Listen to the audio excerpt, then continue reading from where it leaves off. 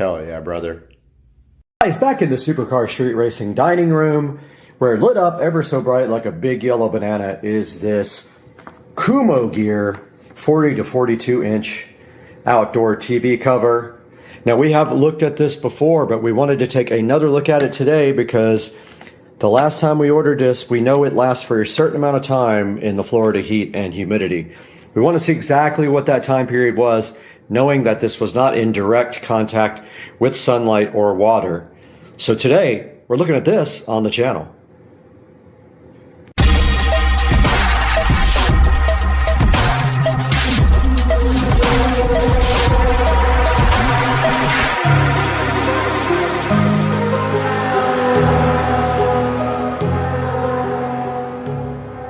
On May 29th, 2022, Supercar Street Racing Studios placed an order for a Kumo Gear 40 to 42 inch outdoor TV cover, and we received one and implemented that guy out on the patio. Fast forward, it is now, almost September, and we are ready to deploy another one because the first one has failed miserably, and it probably isn't the fault of the manufacturer so much as the Florida weather was really the culprit. It was all mildewed and really bad, so we did dispose of it and we ordered this new Kumo Gear TV cover, which we are going to open and let you guys check out and then watch us as we install this guy and how we kind of install these, being that it doesn't really have a way to on the bottom kind of cinched together. Not a good way anyway. And there is the gray Kumo Gear 40 to 42 inch outdoor TV cover, looking so fresh and fly on the Supercar Street Racing table here. And you can see right now as I open this up how nice the new canvas looks.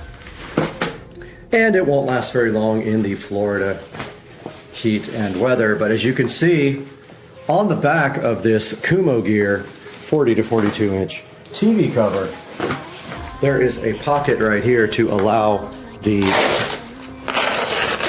TV mount through. And this also unzips right here. And you slide that directly right down over your TV mount. And that is how you mount it. And then there is some Velcro at the bottom. As you can see right there, there is Velcro at the bottom to cinch together to seal the bottom of the TV so critters do not get in it. And that is how this guy looks fully opened up on the table. And what we can do next is go ahead and go outside and see what this guy is like to install. Alright guys, we are back outside behind the Supercar Street Racing house out by the pool, and you can see behind the TV right here is a hodgepodge of wires, and that is because we used to have an amplifier outside. We no longer have that. We have everything set up from the inside.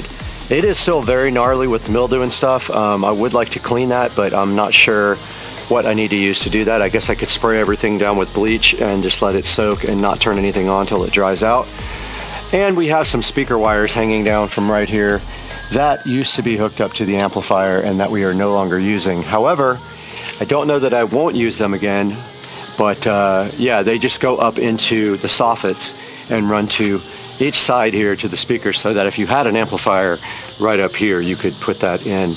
But for now, right here and right now, all we want to do is get this cover installed and worry about this cleaning later, unless I get so OCD that I can't handle it. I might get OCD about it, but I don't think so. I think today is just a, just a cover the TV kind of thing. And in order to do that, we have to get this TV around the mount, which as you can see right here, right now, is right here. So the way this is designed is it unzips and goes right around this. But I may get some cleaner and just spray down all the mildew and let it kind of work its magic, but then everything's gonna fall on the floor. So I'll probably wait. I did decide to go ahead and clean the TV as much as possible. I did not find a spray bottle to really clean the bleach off the back, so I'll have to do that at another time. But I thought I could at least clean the actual TV here and get off all the weathered dirt from the year. Really not that bad. It was covered most of the time. It's not that dirty. Now the back is a different story. It's very dirty.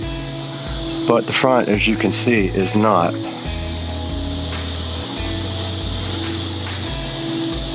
The back, incredibly dirty. So I will do what I can on that.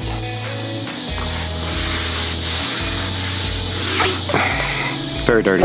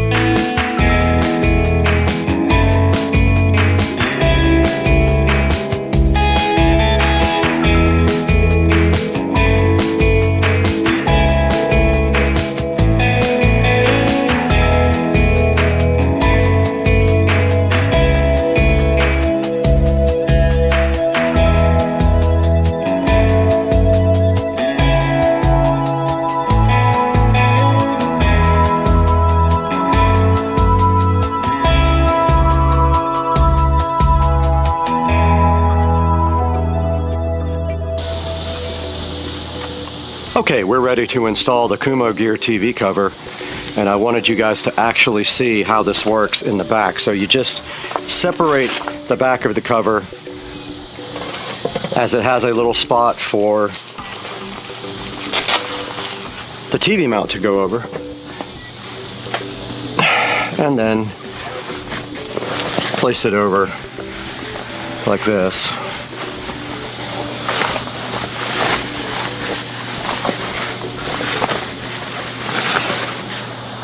Critters will still get in here regardless because there's going to be gaps. So you can expect like wasps and things like that to build nests inside your TV cover bag. And I am having trouble.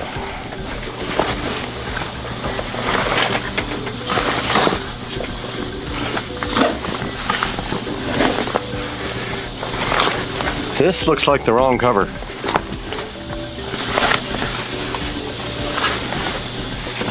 This is the wrong cover. This is way too big. That's what she said. This is not the 40 to 42 inch cover. Michael, please.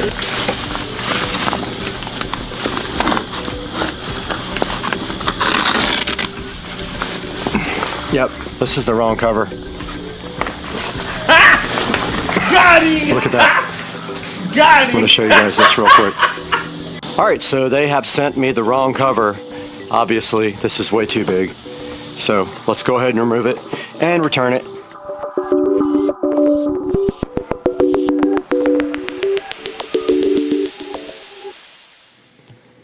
Alright, the doorbell just rang, and I think this might be the replacement for the TV cover. Let's see. Yep. That appears to be it. Let's get this thing inside and see if it actually is the right size now. Now remember, they sent us a much larger version before. So let's get this unpackaged and see what it is. Alright, we got our trusty scissors right here, ready to do some work for you guys. And let's see if they got it right this time. So I noticed a big difference already, and that it's packaged completely different. The other one was in a much bigger package, so this looks like this might be the right Kumo Gear TV cover. And that looks way more like the TV outside. Once again, from the back here, you can see that the TV cover has like strip in the middle for your, and there's Amazon saying that it was, that's where you get your TV mount right through the bottom. There's a remote control holder right here, which makes it very nice for you to store your remote controls. And by gosh, I think that we have scored, and I think this is the right TV holder today. We got lucky. So let's get this thing outside, back out to the TV, and get this thing installed. We are outside the Supercar Street Racing bedroom here, out by the pool. And we have our Kumo gear cover ready to be installed, and I wanted you guys to see how the back works. So basically, you take this cover and you pull down the center of it to expose the back. There is a place for your TV to go.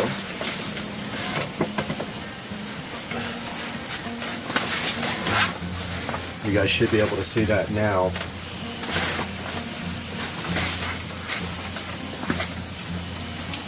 And yes, this is a much smaller cover than the one we received.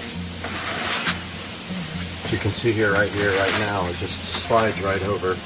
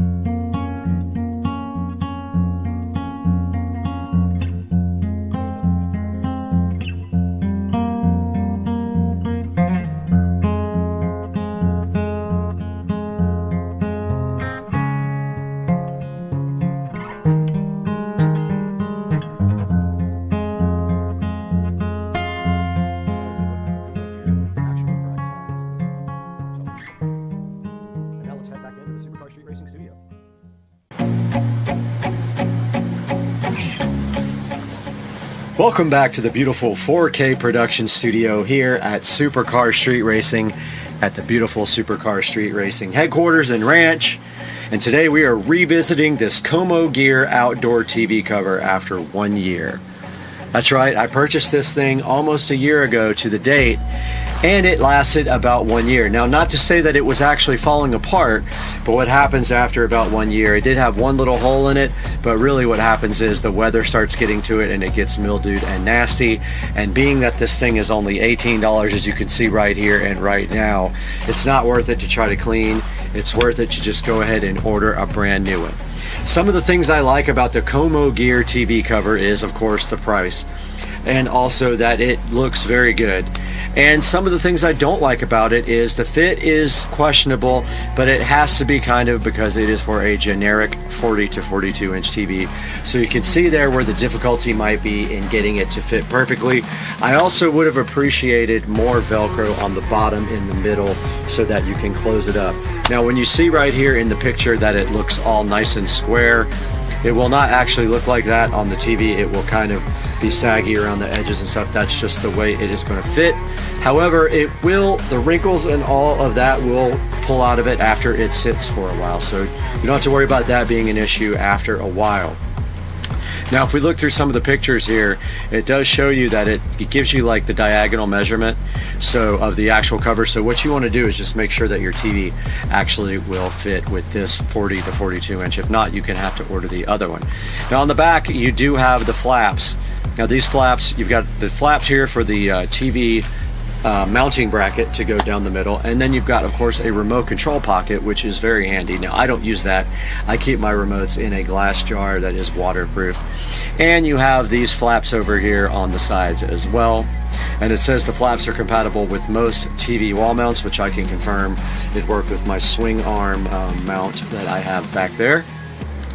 And it kind of shows you right here the ideal scenario, which I was not able to close mine up that much. So I was able, you can see by the video on mine, I was only able to get some of the back closed depending on what you have. I have lights, LED lights and things behind my TV, so it just isn't possible all the time. Shows you right here how good it looks on a patio here with a nice fireplace, which I don't have. It is weather resistant, however, it will mildew after a while, and I can confirm that the only way to get the mildew out is with some mildew spray, like outdoor mildew furniture spray, which I have some of that stuff, which works pretty good. But like I said, plan on buying a new one after a year. Don't be cheap, just go ahead and get one and replace the old one. Shows you kind of here how it is waterproof and UV coated and water resistant, and a 500 by 300D density polyester resisting weather conditions. And then it has actually a chart there for you to look up if you want to see which size is going to fit your television. Now, taking a look at the ratings, it does have a 4.6 out of 5 stars here on the website on Amazon. I am going to link this guy directly in the description, but if we look at some of the 5 stars here, we see it lasted 7 years. Now, that's in an ideal situation, probably in Southern California where there's no humidity. It would last 5 years. It ain't gonna last 5 years. In Florida, it gets the job done, keeps the TV protected, and great cover for what I needed. It's awesome, works great, does what it says it will do, and I agree, it really does. And then let's take a look at some of the mid-range reviews. And taking a look at the 3 stars, about 5%. Good product for the price, not great. I disagree with that. Good quality but won't work on a fixed bracket. Maybe, maybe not. Decent well-built cover, and Velcro straps need improvement. I kind of agree with that. There should be a Velcro strap in the center of the TV as well. And over to the 1-star reviews here. Let's see if we only got 1% of that. False advertising, cheap flimsy cover, worst product for TV cover, poor quality. And this guy says 1 year in SoCal and it's torn apart. Mine did not do that in Florida. Mine just got mildewed. Description was fake. I would never buy again, and pass on this. So take that all with a grain of salt. I will give this product a very high mark, and considering that it for $18 it lasted a year and has done me well. There are other products on Amazon, of course, but this is the one that I recommend, and I've been buying this for about 5 years now and have had the best of luck with that. Guys, we appreciate you so much supporting the Supercar Street Racing effort and letting us get back on every day and give you guys something new. But you have to do us a favor. Please like and subscribe and click through our product links. In every description of every video, you'll see a product link on Amazon.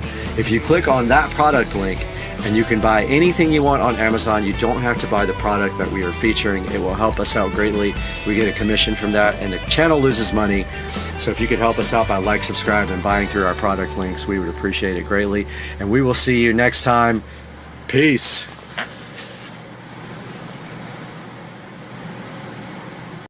What's going on, guys? Supercar Street Racing here. Got the brand new iSupra right here.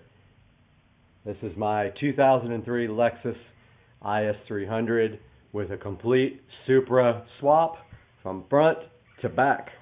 It's got a 2JZ GTE VVTi engine, completely built, bottom end and head, 6266 millimeter turbo from Precision, and a V160 6-speed. So the second mod we're going to do today is, I do have other emblems for the back of this car, but for now I'm going to black out this, what I hate, instead of just taking it off, this Altezza logo. It's not an Altezza. That will be coming off the car very soon, but until then I wanted to do this quick project because there's a car show tonight and I want to get that off of there. So be right back with some instructions. Alright guys, you've probably seen my other tutorials to do this. It's real easy. You don't have to do anything crazy as far as masking, because Plastidip will come off of your paint with just your finger or a rag. So I've got the area masked off pretty good, but you want to leave like 1/4 of an inch around your logo emblem. Tape off everything else. The stuff does tend to splatter, so you know, you can lay some towels over it or whatever. And then get your Plastidip can here. It is already very warm, so I don't need to warm this up. If it's wintertime, run this under the water for about 5 minutes. Let it come up to temperature. Shake that really good. Now, an important thing is when it comes out of the can for the first time, it's going to want to splatter. And your first coat is going to need to be light. So, first thing you do is spray away from everything else, a test spray. Clear out that nozzle. That's what I just did. Bring your can over here. You're going to do a very light coat for the first coat. Good enough. Maybe from this side too. From the top. And from the bottom. Now, you don't want to go crazy on your first coat because it will run. That's all. Set your timer for 15 minutes. Alright everybody, I got this ugly red Alteza logo taped off on the front grille. Now I just want to point out that this is different because it's raised. And just like any trim, when you paint Plastidip something that's raised and it has a definite edge around it like trim and has tape around it, you're going to want to pull the tape while it's still wet. So on the last coat, while it's still wet, as soon as you spray, then you lift the Plastidip, you lift the tape up. Otherwise, it's going to pull directly off of all this. So this is ready for paint.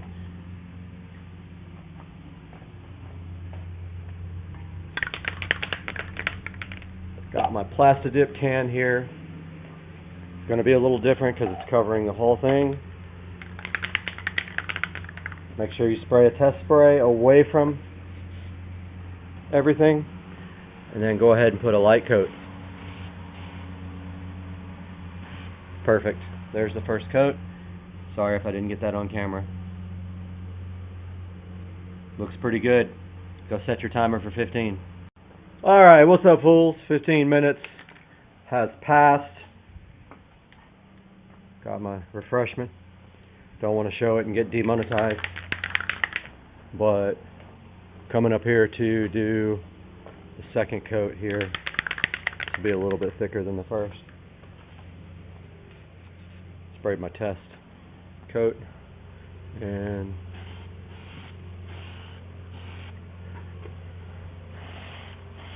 that from the side.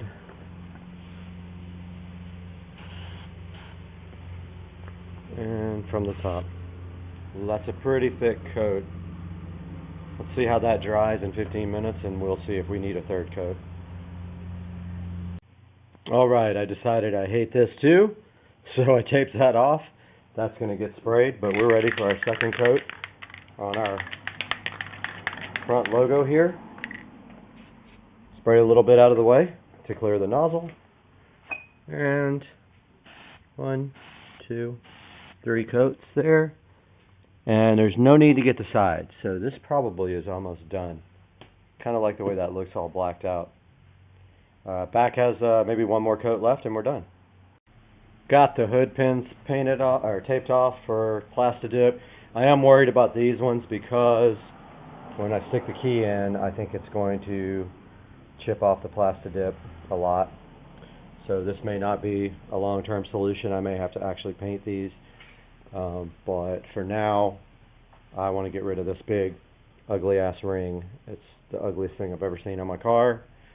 And now, I believe it's about 2 minutes away. I feel comfortable with putting the last coat of Plastidip on the rear. Here goes the last one, guys.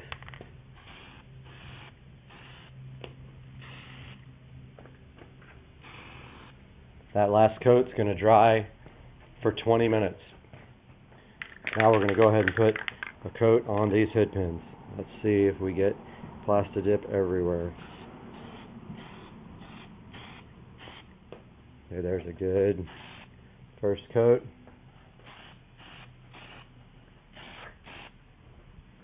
Don't forget to get all the way around it like I just did. Hopefully that didn't go through to the paint, but if it did, it will rub right off, no problem. Those will take 15 minutes, and then we will come check them again for a second coat. Okay guys, last coat of Plastidip on the front badge, and we peel immediately because it has an edge.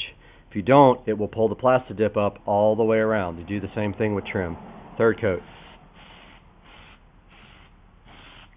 There's the third coat. Now I'm going to try to do this without messing it up. There's the bag. And let's see if this works. Alright, do you see how that came off without taking the Plastidip off? That's how you do that. Badge is now blacked out. I don't know, hopefully you guys can hear me. My neighbor is doing blower stuff. I'm going to go ahead and peel this Plastidip now. Take off the bag and the tape. Hope this works because if it doesn't, then you have to re-tape it all. And that sucks. So, we're going to go ahead and get this off. Sorry about the camera.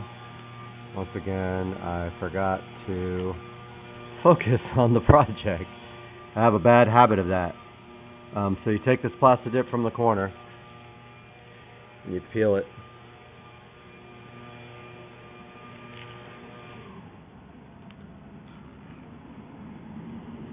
Very slowly and carefully. And once again, I'll try to get this in the shot.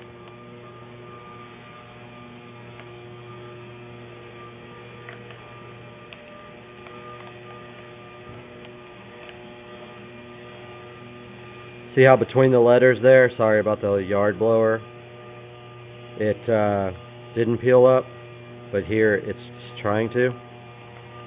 That's what toothpicks are for. That one worked great. I don't know if you guys saw that, but in between that letter, we had some good results. Okay, so now we have to deal with a few little spots left between the Z there and those two right there. Be right back. I feel like this blower is ruining my video. I hope not. Take your toothpick and go ahead and get that out of there. Look at that, came out perfect. Next one. Wow, so awesome. Love Plastidip, came right out. This one is going to be a little bit of an issue.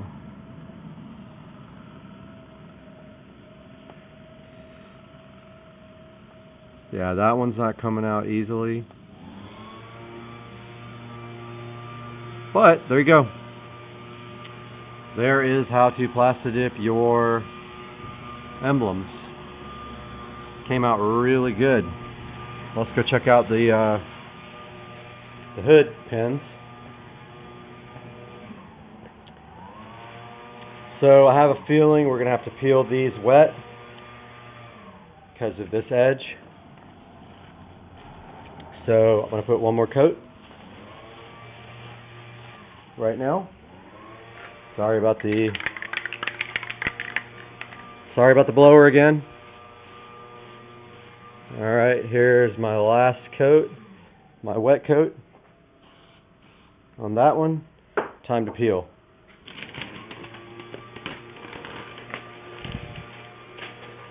Got that peeled. That one. That one. Apologize again. Just hard to concentrate on filming, but there you go. There is a matte black hood pin that used to be silver, and that looks miles better. We did get some overspray there, but look, it wiped right off. Right there. Time to do this one. Let's go ahead and spray the last coat.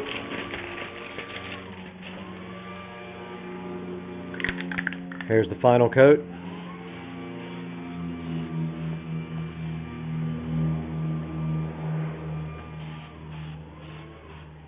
Okay, while it's wet, you peel when you have an edge like that.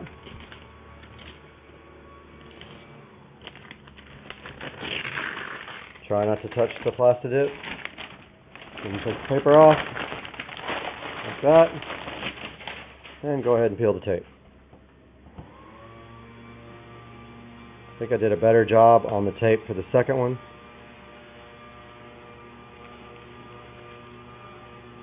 Wow, it's not even in the shot. You guys can go off on me on the comments if you want to for that stupidity.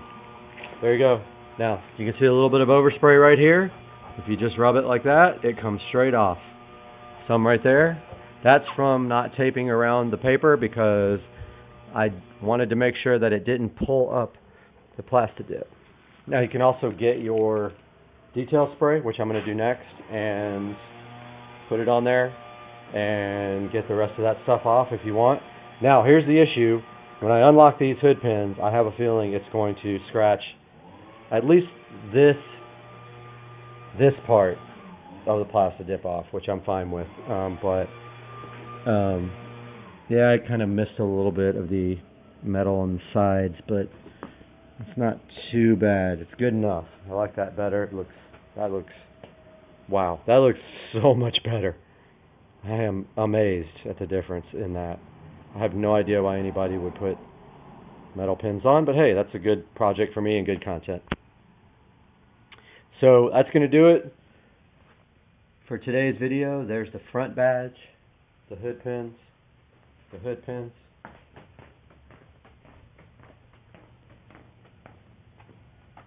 and the rear badge. Supercar Street Racing, we'll see you guys soon.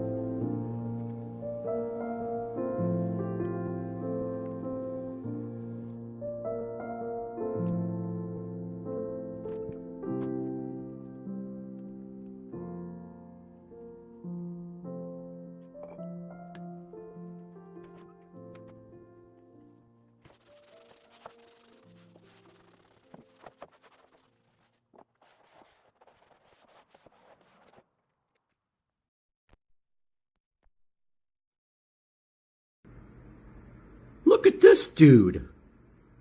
Birdage with his mouth open. Birdage, what are you doing on my pool deck? Why don't you just jump in? The water feels so good.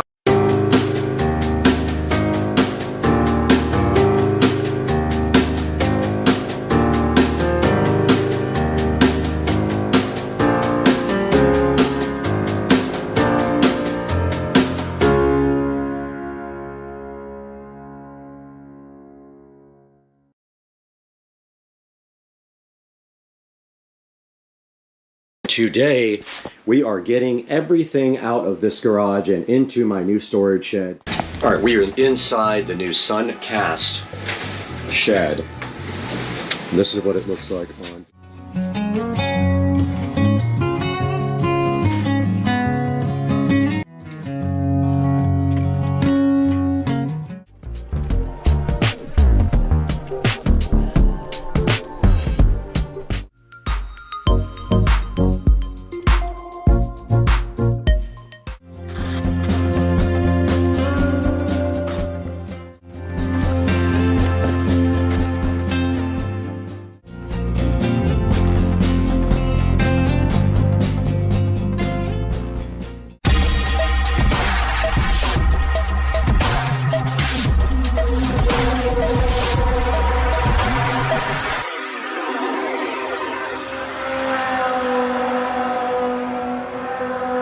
Alright, I have the cover plates for the two boxes in the ceiling ready to get painted matte black.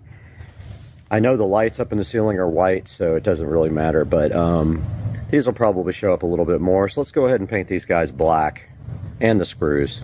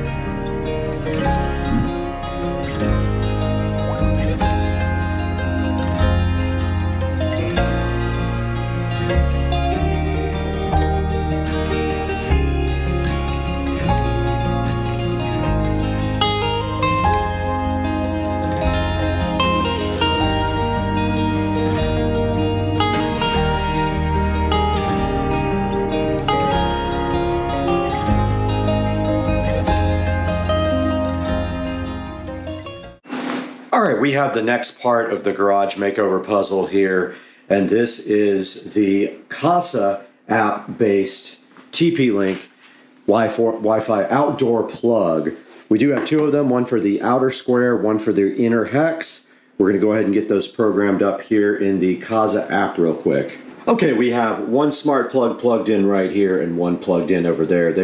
That's another thing, you can't fit two of these in the same outlet. They hit each other due to the cord. You would have to have some kind of extension thing.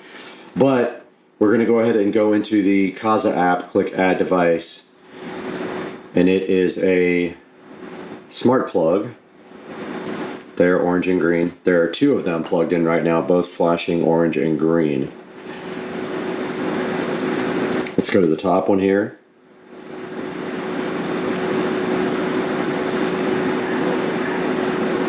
Go ahead and connect it to Wi-Fi. It wants you to be on the same Wi-Fi network, so it is now connecting this guy. I see it turn green over here on the plug. It is connecting, and then we will name this either outer garage square or garage hex. Then we'll put them in a group called garage hex lighting on Alexa. And the light is still flashing orange and green on the front. And we did get a prompt on the phone to connect to the device. We went ahead and said yes to that. And it's asking for the Wi-Fi network and the password, which I did provide. And you have to be on the same network on your phone when you configure this, or your tablet. And here we go, garage hex lights. Now all we have to do is be helpful to label these. So I'm going to grab my labeler real quick, and we'll do that. We got our label maker.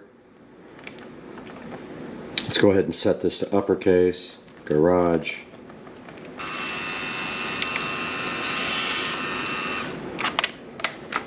And let's go garage square.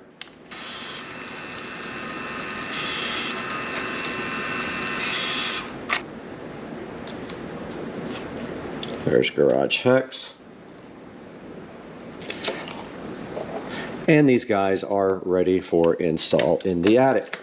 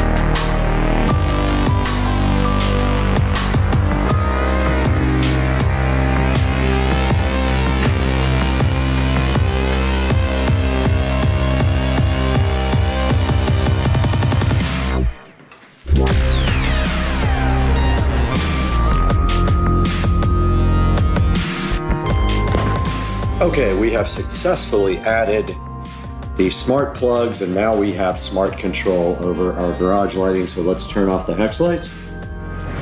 And we can see we can just go with these if we want to. We can turn off the square lights and just turn on the hex lights. And now all we have to do is go into the Alexa app and make a routine called garage lights. And we can turn on both of these at the same time. Back here in the garage, and we have added all of these lights to a group called garage lights.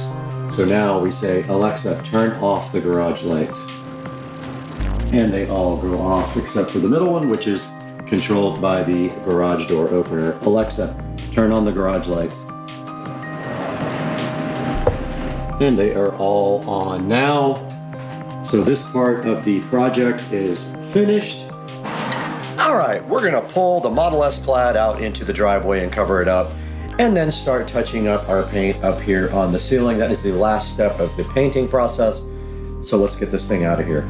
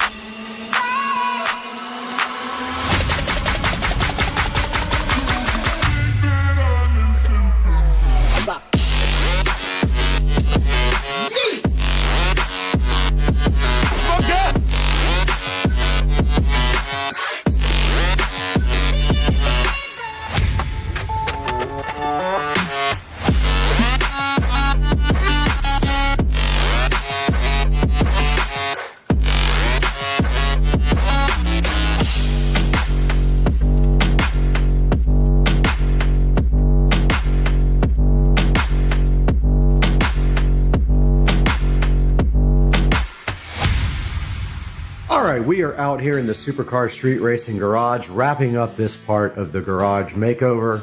And the first thing that we see that we have done in the garage is we successfully painted the entire garage black, including the ceiling, because I saw that look online and it's something I really liked. So I do have pegboard on the wall. I did leave the pegboard. The only thing we need to do now is go and order a Supercar Street Racing banner for this side of the wall. The goal of this garage is to have nothing on the walls whatsoever except for banners. So you can see what we did. We painted all of the walls and all of the ceiling black, including the speakers. I did leave the recessed lighting white because I didn't want to deal with painting those, and you can barely tell anyway. And that is the first part of the makeover. The second part of the makeover was done earlier, and that was the little garage electrical reel. That was done a while back. We also then put up the garage hex lighting, and we did successfully run the garage hex lighting to 2 smart plugs where now everything is controlled smartly online. And also we removed the little track spotlighting that was here because we had an issue with power. We were putting too much power on the circuit that's in here, and so I removed that light, and I also removed this regular light from up here to decrease the energy consumption in the garage. As an earlier part of the makeover, we also put this nice smart LCD dimmer switch in. Even though these guys right here are smart, we do have this little LCD dimmer switch on here. After we painted the walls black, and by the way, the windows in the house are all getting replaced in 3 weeks. We're waiting for them to be delivered. We also went ahead and painted a red stripe on the top, and I tried to match the line of the bulkhead up here, whatever that's called, the beam or whatever runs across there. And I did paint a red stripe all the way across to the other side. Also part of the garage makeover, we installed these recessed smart lights that are all controlled by Alexa. Oh wow, I didn't wake it up. So these are all Bluetooth controlled. So they all are linked to a device via Bluetooth, and they are available to change colors and everything like that. The last part of this section of the garage makeover was that we moved everything out to the new Supercar Street Racing storage shed.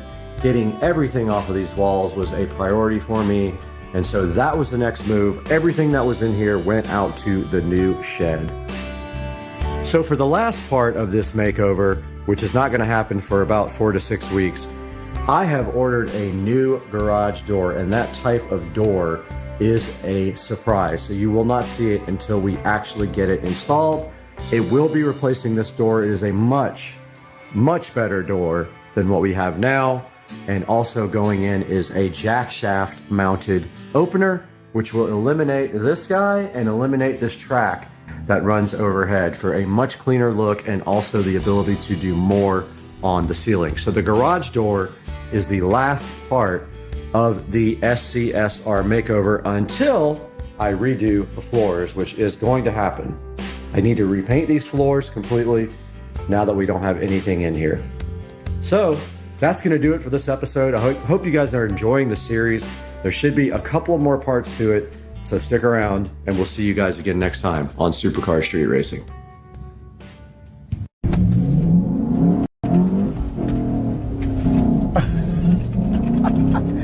Oh, yes! 360, 720, and we're... Yo, I'm cutting holes for my speakers. My freaking air purifier goes insane. It's in turbo mode, dog. What is it doing? It doesn't like. It no like this. It doesn't like.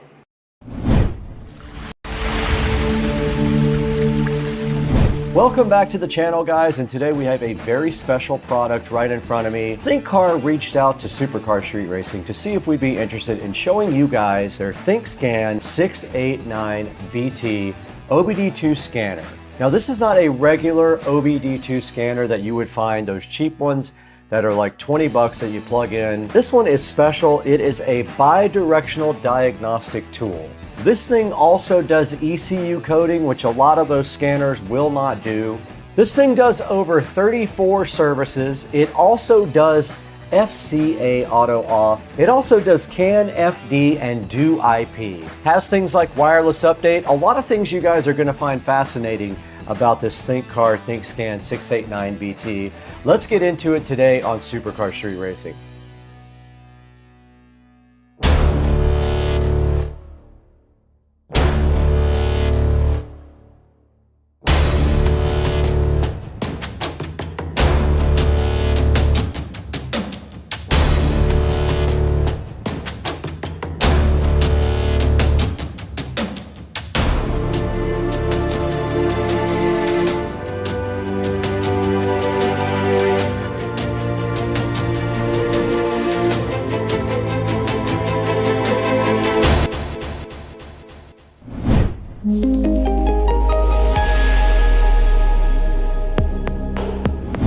We're back in the Supercar Street Racing abode today, and we have a very special product for you. Sitting directly in front of me right here is the ThinkCar ThinkScan 689BT. Now, ThinkCar thought it would be a good idea if you guys took a look at this, because this might be something that you can use for your own car to do diagnostics and programming when you don't want to take your car to an expensive dealership. Now, this thing does a lot of cool functions. It has a Bluetooth 5 connection. This is the best bang for your buck, period. It has fully bi-directional controls, 3,000 active tests for your vehicle, over 34 plus service resets if you have a problem, 100 plus special features. You can do advanced ECU coding with this thing also. Means you can change perimeters on your car if you don't like the way they act. If there's a perimeter to be changed, this thing might be able to change it for you. This thing does full system diagnostics, does live data capabilities, and also does auto scan and auto VIN.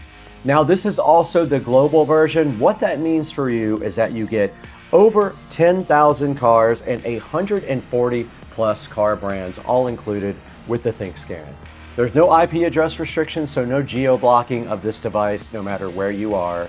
It works in 28 plus languages also, so no matter what your language, it looks like you'll be supported by the ThinkScan. This thing also has online vehicle compatibility with M-GPT. Now, this bi-directional control feature is pretty cool. What that is going to allow you to do is use the ThinkScan to activate things in the car, such as lights, such as windows, anything that can be tested and activated that this thing knows about. You should be able to use the ThinkScan right here to go ahead and test it. Now, advanced ECU coding means this. You should be able to write a VIN number to the ECU, renew ECU's coordination, improve your fuel efficiency.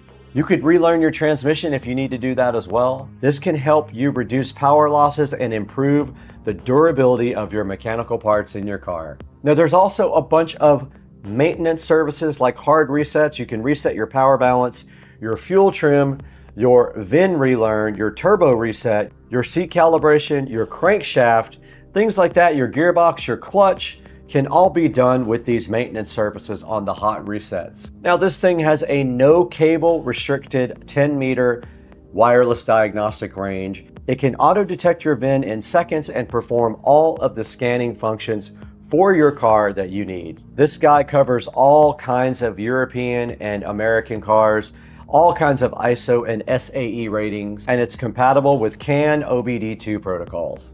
Now, getting into the technical specs of this guy, it is a Android 10 based tablet.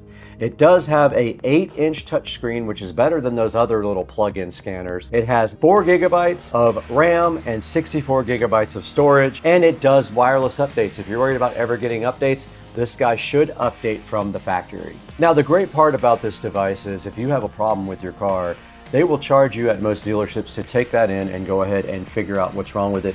This might give you a good insight as to what is wrong with your vehicle before you even have to take it into the dealership. One-touch diagnosis means all you have to do is press one button, and this guy should go ahead and scan your car and tell you what issues you have. We'll test that out a little later on Rich's truck, but for right now, I think the best thing to do is get this thing unboxed.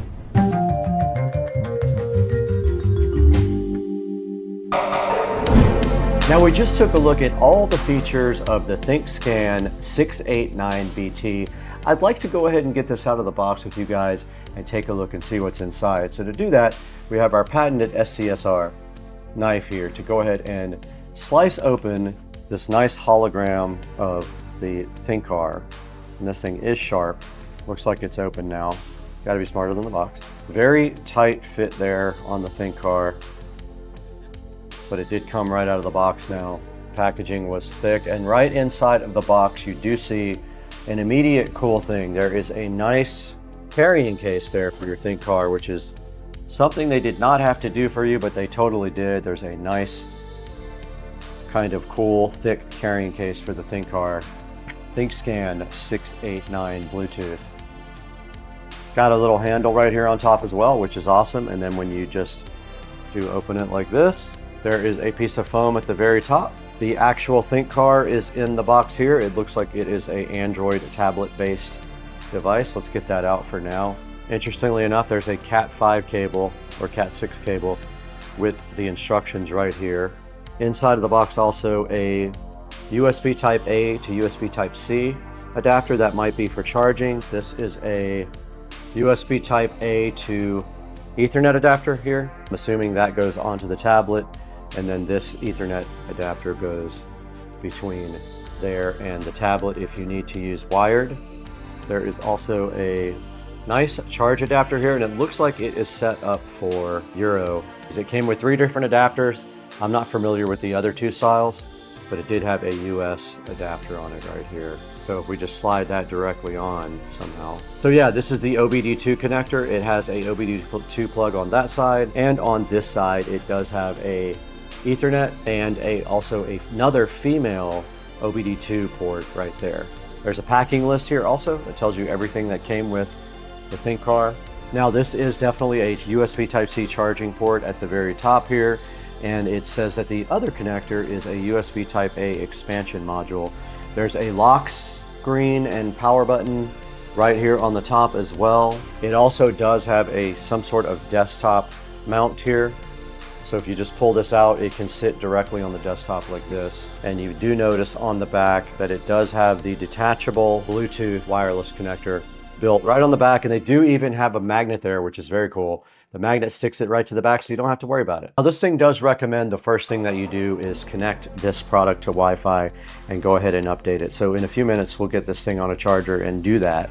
So this guy does come with a USB Type A to USB Type C adapter to go ahead and charge it. So it's not a very long cable, and it looks like any particular charger would work.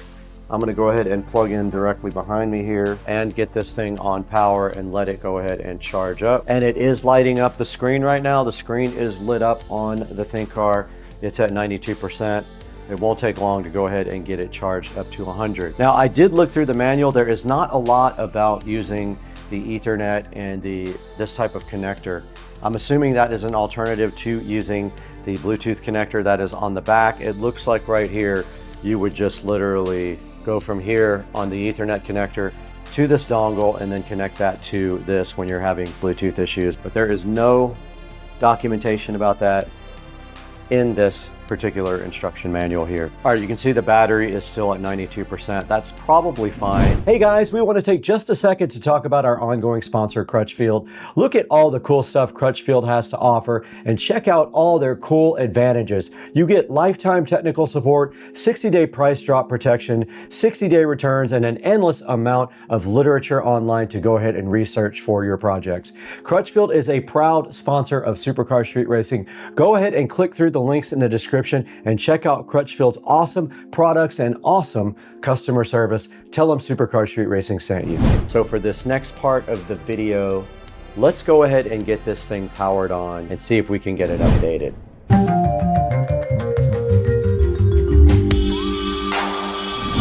All right, the battery is at 92%. That is probably fine for going ahead and updating it. So let's go ahead and get this thing powered on and see if we can get it updated.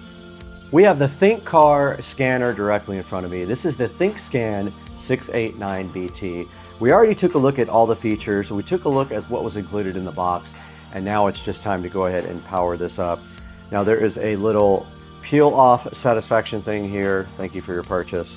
just peels directly off. And now let's hold this on and let it power on. Now this is Android based, so it's going to look an awful lot like an Android tablet, because it definitely is. Now I do have a question as to whether I can sideload apps on here. That would be another thing. But it is powering up now. You can see the nice animation there on the ThinkCar. We do have a welcome screen. It says welcome. And now on the screen, it's giving us some hints and tricks. I'm going to go ahead now and hit the upgrade feature, our Wi-Fi system here at home. And it looks like it is connected.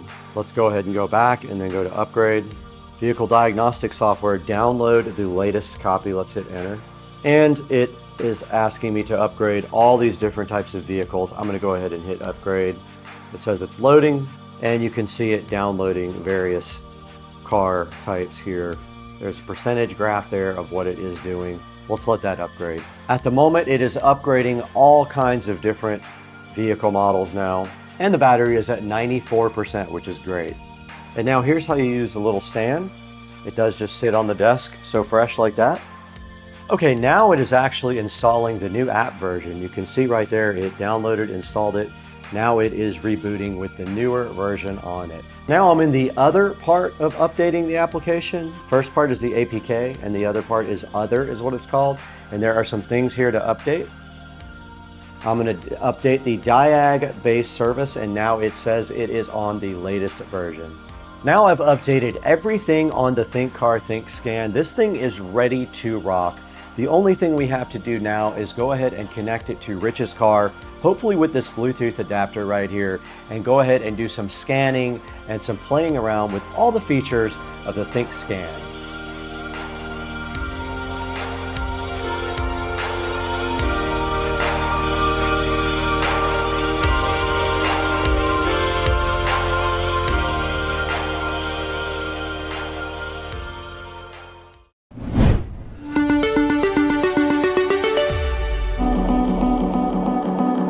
We're over here at Dukes of Duval's house with the ThinkCar. Now this guy, Joe, is a Bluetooth enabled scanner. It's also a two-way scanner, so it does more than just a scanner. It can also program your car, code features in and out that you may or may not want, or you don't have. You can maybe code them in. So it does a lot more than a regular scanner. It is also capable of doing wired connections as well, but we're going to try the Bluetooth out. We have it sitting right here in the center console, and we're using the handy little tabletop stand right there for it. So now why don't you get the Bluetooth adapter off the back, and then at the same time you can go ahead and power this guy on, and it can start booting up, and then we'll let you put the Bluetooth adapter in the slot down there at the bottom. What do you think? Yeah. Brad, did you choose me because you know that, like Trace Atkins, every light in my truck is on? Every light's on. So let's see exactly what this thing. Right, it's pretty cool. Look at this. Yeah, the this Bluetooth magnet sticks to it. Back, and then on top there's a charger port and a data port. So you just hold down the red button to power it on. We're gonna go ahead and power this guy on. Here. And while he does that, this is powering up now, and you can see the ThinkCar logo on the front. Oh, here it is, right here. There's the Bluetooth. I don't think we have to power that on. Tell me if it lights up. It lit up blue. And it made an audible noise as well. It did. Okay, so it made a sound, right? Yep. Okay, cool. And then we're looking at the front of the ThinkCar here. This thing says auto search. So why don't you press enter and see if it can find your vehicle. Okay, so I'm just... Hit that. Okay, connecting to Bluetooth. It's scanning the VIN now. Pretty fancy looking. And if anyone can identify that car... Well, that's my truck. Got your truck, correct. Your make model? It made a noise. Now this thing also should recognize all of the modules in the truck. So it should recognize your, all your body control modules and anything else you have. All right, let's do automatically search. Okay, read the VIN. Manual transfer case. Radio, we have a... base radio. Automatic or manual heating. I think we have auto. VESA Pro RPO. We don't know if it has this, so we'll say without. We'll just say without. Let's do a health report. That's cool. All right, scanning the ECM.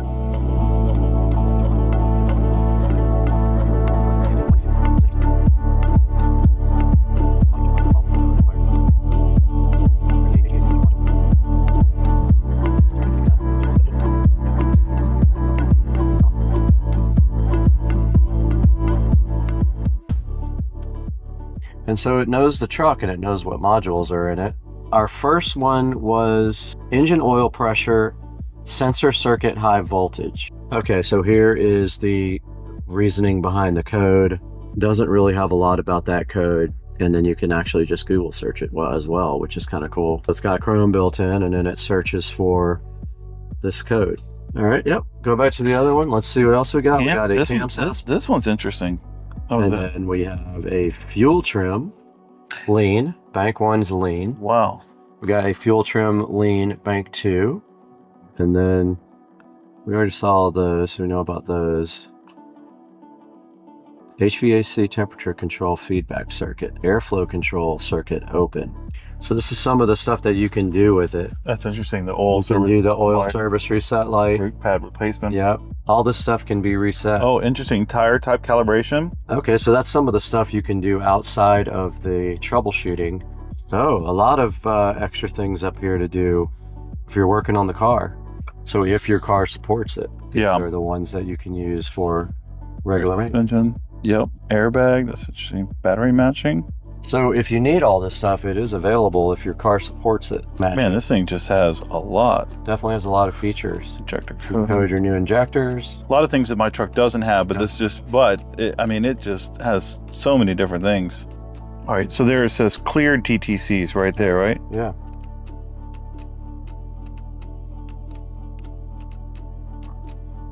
Boom, your check engine light went off. Mm-hmm. Definitely cleared that one. Huh. So what do you think about this cool scanner? Man, I tell you what, it's detailed for sure. I fucked up a scanner before, and it definitely didn't provide as much detail. No, not even close. So interesting, those other things. I got to look into those. Yeah, it probably has more support on newer cars that have a lot more electronic modules and things like that. That's a good look at the Think car. Now we'll throw it back into the studio and look at this on Amazon and figure out how, if they want to buy one, they can pick one up from the link in the description. Nice.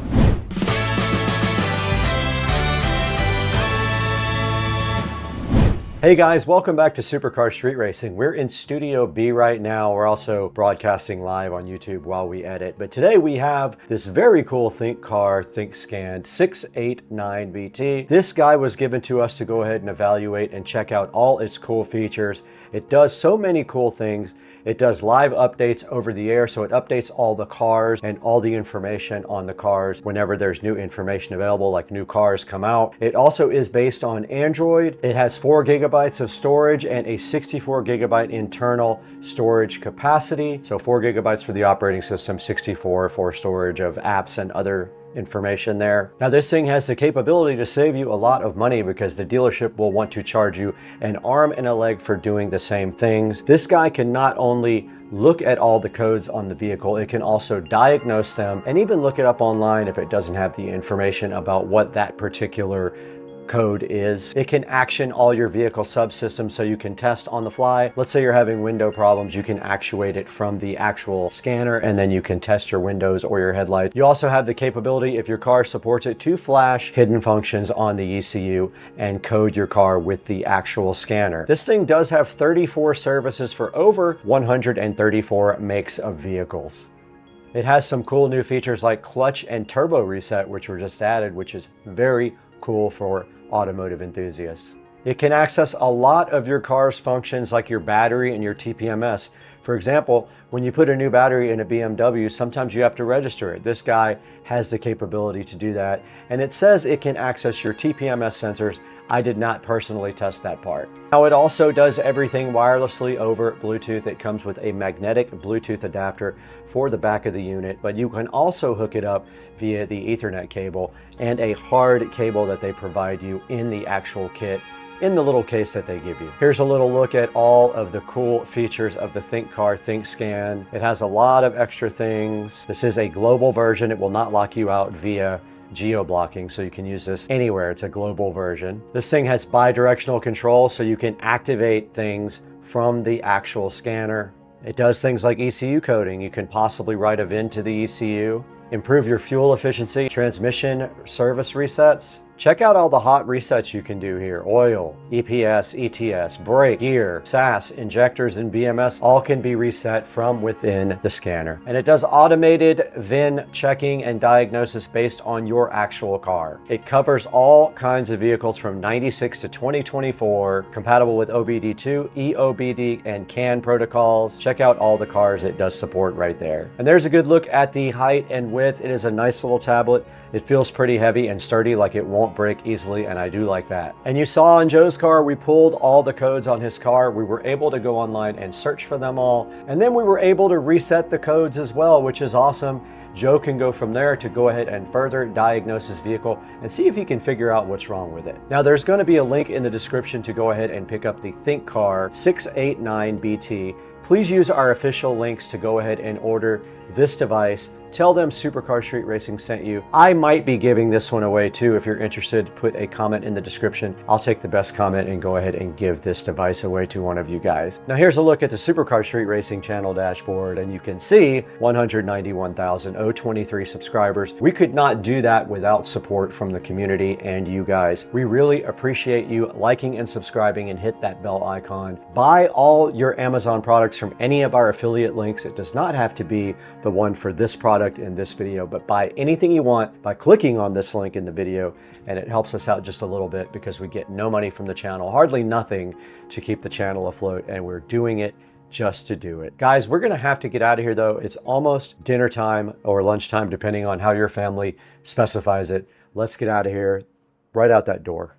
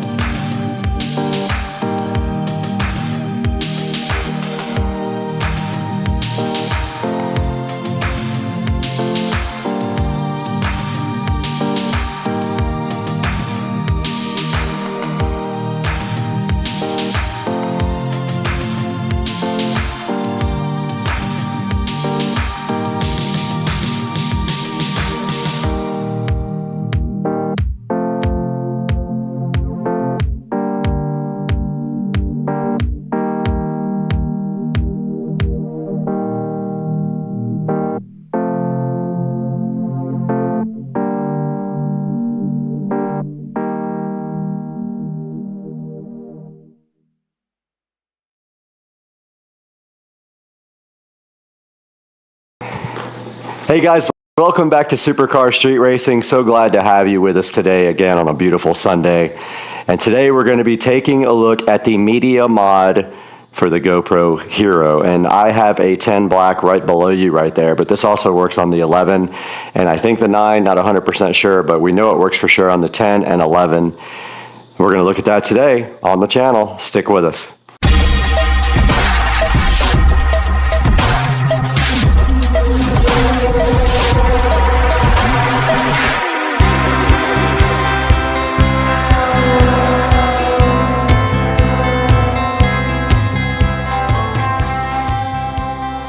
Guys, it is Sunday Fun Day. We're back on Supercar Street Racing today with this media mod for the GoPro Hero 9 Black, Hero 10 Black, and Hero 11 Black.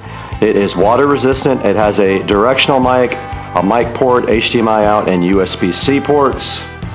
So you need this if you're going to connect an external mic to your GoPro.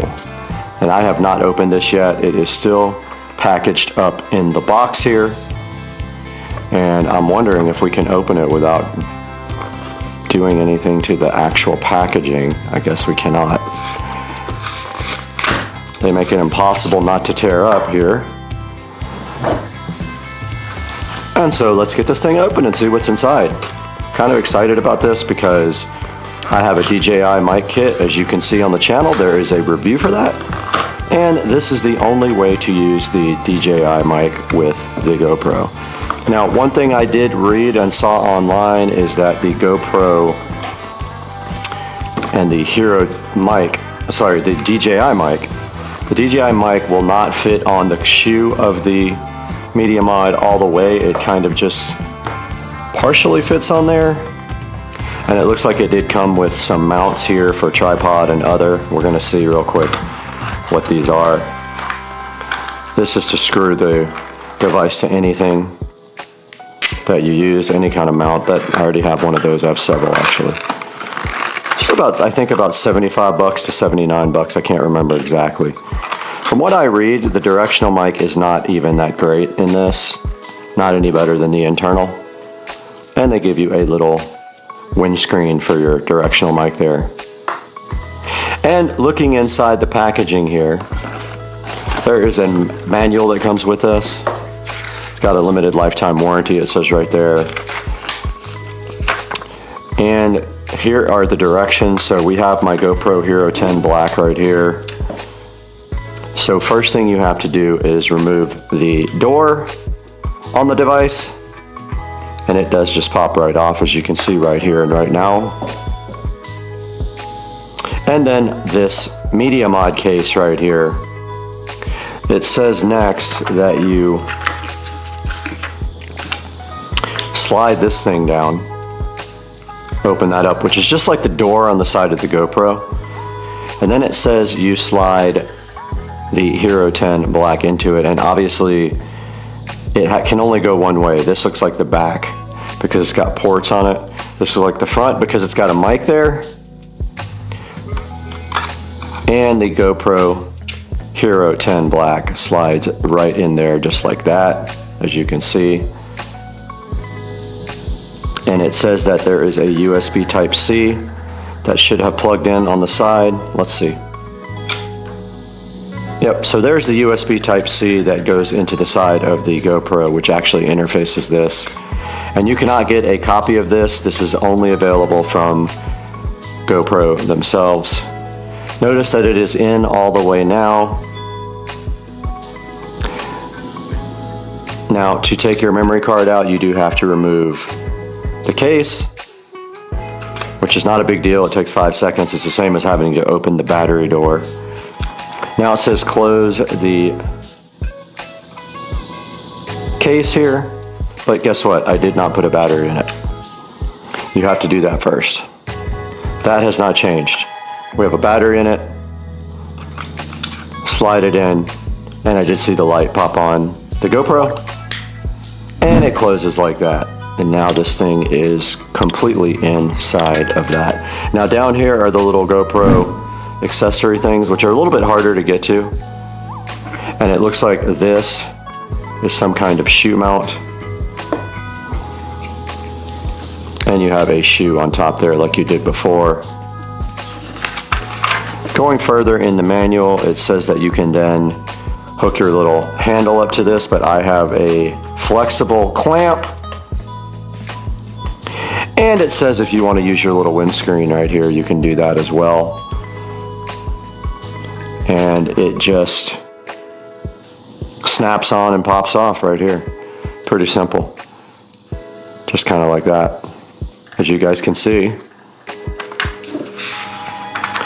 And that is pretty much the only directions they give you with the Hero 10. And this, I guess, I don't know what this is actually for. But our mic is actually on top of the camera, the phone right now, so we're gonna have to take that off in order to test it out. But the way you connect a mic to this is this 3.5 millimeter jack right here. So you can kind of get your DJI mic in here. It won't go in all the way from what I read. So let's get the microphone off of the phone and onto this. When we do that, we will switch to phone recording, so the audio is going to change up a little bit at that point. Let's try that now. Alright guys, we are back with the GoPro Hero 10 Black and the DJI mic. And as you can see right here, I've got the shoe adapter, and it's also kind of a clip-on thing back on the DJI receiver.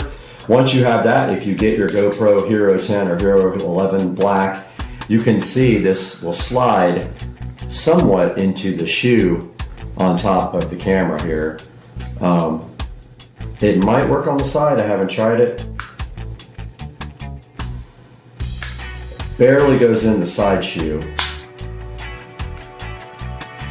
And it will slide a little bit into the top. Now I bet if you trimmed off a little bit of that shoe, just take a little bit off, it would slide all the way in, which maybe like a little bit on the grinder or just clip a little bit off of it. It looks like it'll go all the way in the top. Now that that's mounted, you need the 3.5 millimeter cable to go from this receiver output to the back here on the Media Mod. So let's go grab our 3.5 millimeter cable.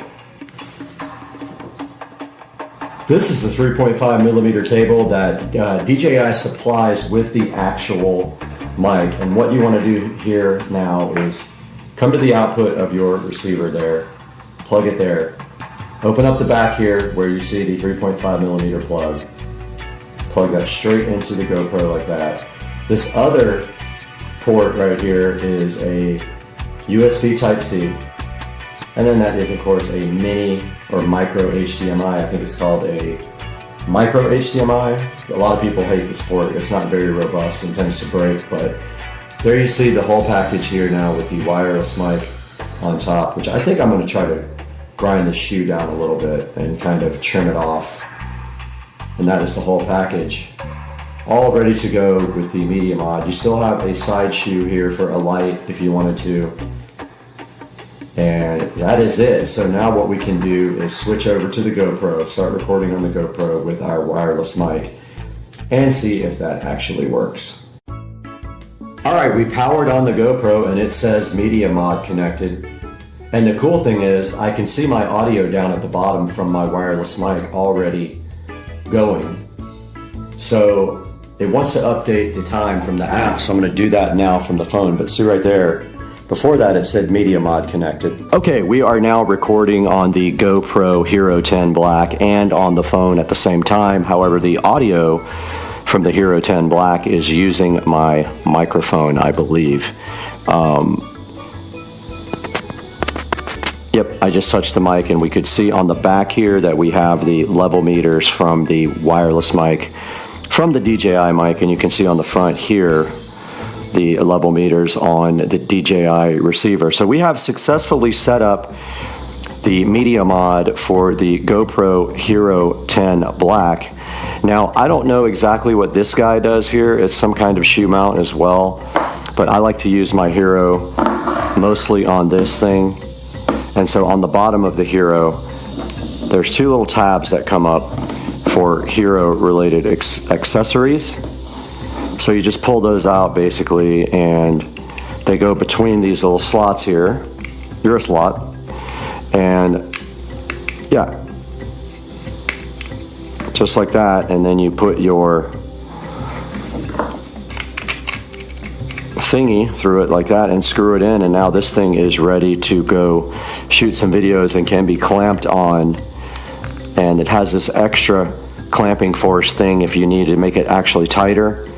But there you go, that is the Hero 10 Black, and with the GoPro Media Mod and the DJI mic fully attached. And now we can go into the Supercar Street Racing Studios and take a look at this online, see what it costs, and see what people are saying about the Media Mod, because a lot of people are unhappy that they have to spend this much money after getting a GoPro just to connect an external mic to it. Doesn't make much sense. But because you can't connect directly to the USB Type-C port on the side like you can to your phone with this phone adapter here with the DJI mic.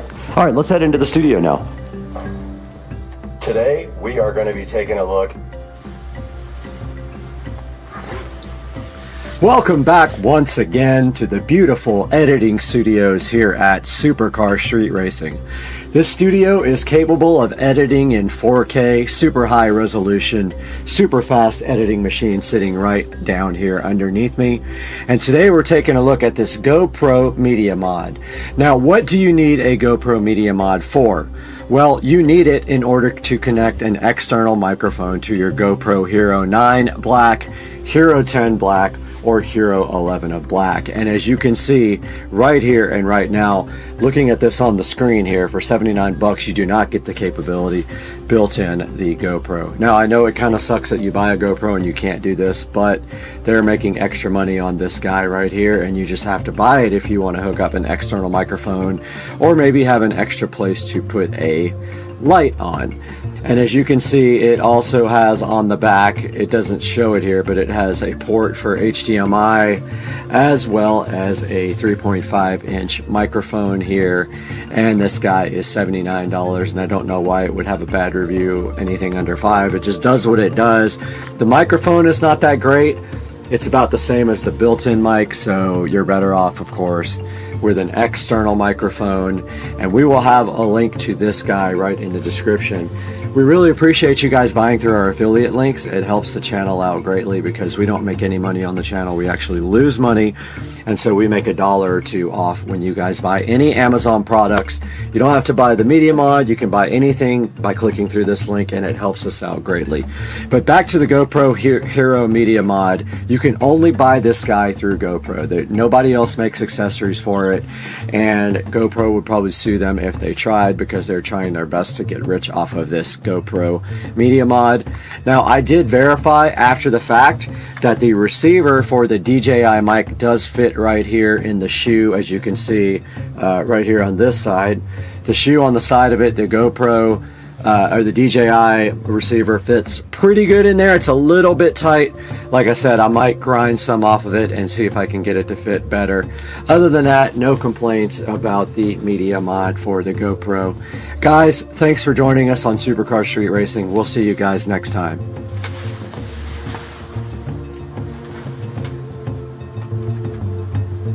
The Media Mod for the GoPro Hero 10 and 11.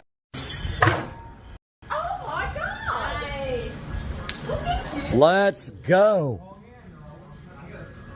All back end. Kitty. Do tricks. Kitty, kitty. Do tricks. Oh. That was good. You really won't put me on YouTube, you're gonna lose viewers. This slaughter is literally just from here down. I'm saying you're gonna lose viewers. Let's My game.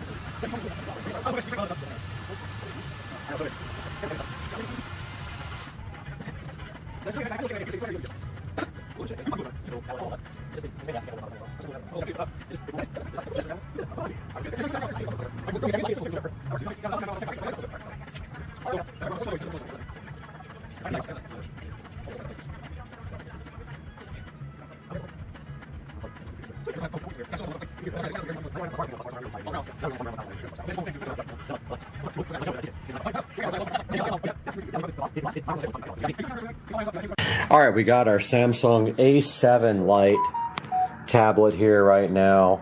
We got our magnetic mount already mounted in the dash. I hot glued it to the back of the dash. Now I have to take this little metal plate here and put it right in the center, and that will be how the magnet works. Let me do that now and I'll let you guys know how it comes out. Got the magnetic mount on the back of the tablet, and so this thing should just literally magnet to the dash now, right here. So let's see how it works.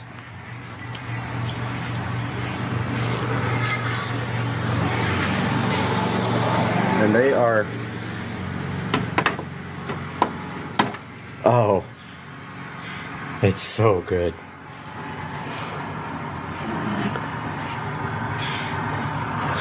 Like, perfect.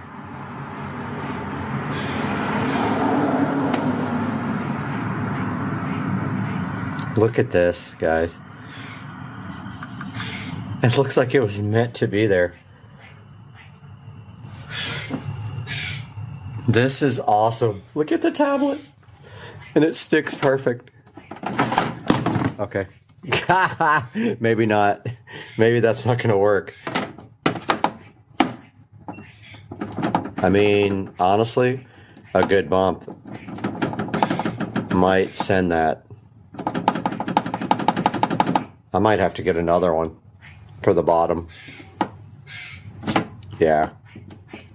I mean, it's pretty strong, but I'm going to have to put another one on the bottom for sure. Yep, one's going right there too. But that's pretty cool, look.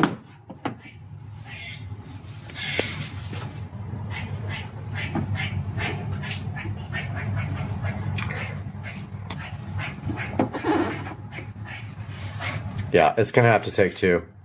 Good morning, guys. It is Sunday morning. Jaguars won last night. Everybody was freaking out.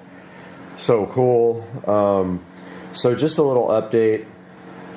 So we got a lot done yesterday. This is the current state of the amp rack. We've got the 12-volt inverter here. We've got the Rockville amp here. We got the voltage reducer here. We've got the fuse for the amp here. 12 volts going over to the voltage reducer. All these 12-volt wires are ready for whatever they need to power. We've got a 48-volt wire ready here to power the voltage reducer, and actually on this side it's going to the master switch. So I haven't figured out where I'm going to mount this yet, how I'm going to do this. This switch is going somewhere under the seat to turn off all the 12-volt accessories if I want to when I stop the cart. You know, that way just so the amp and everything else turns off. This stays on all the time, and this will actually turn off with the cart. I'm thinking somewhere in here. I just don't know yet. Not sure. There's not a great place for it. Maybe there.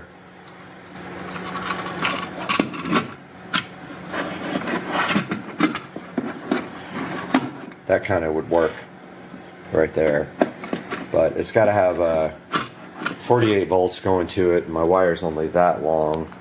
I'm going to end up running out of red wire, it looks like. I don't know how much I have. Yeah, I don't have that much left. Unfortunately, I got all that.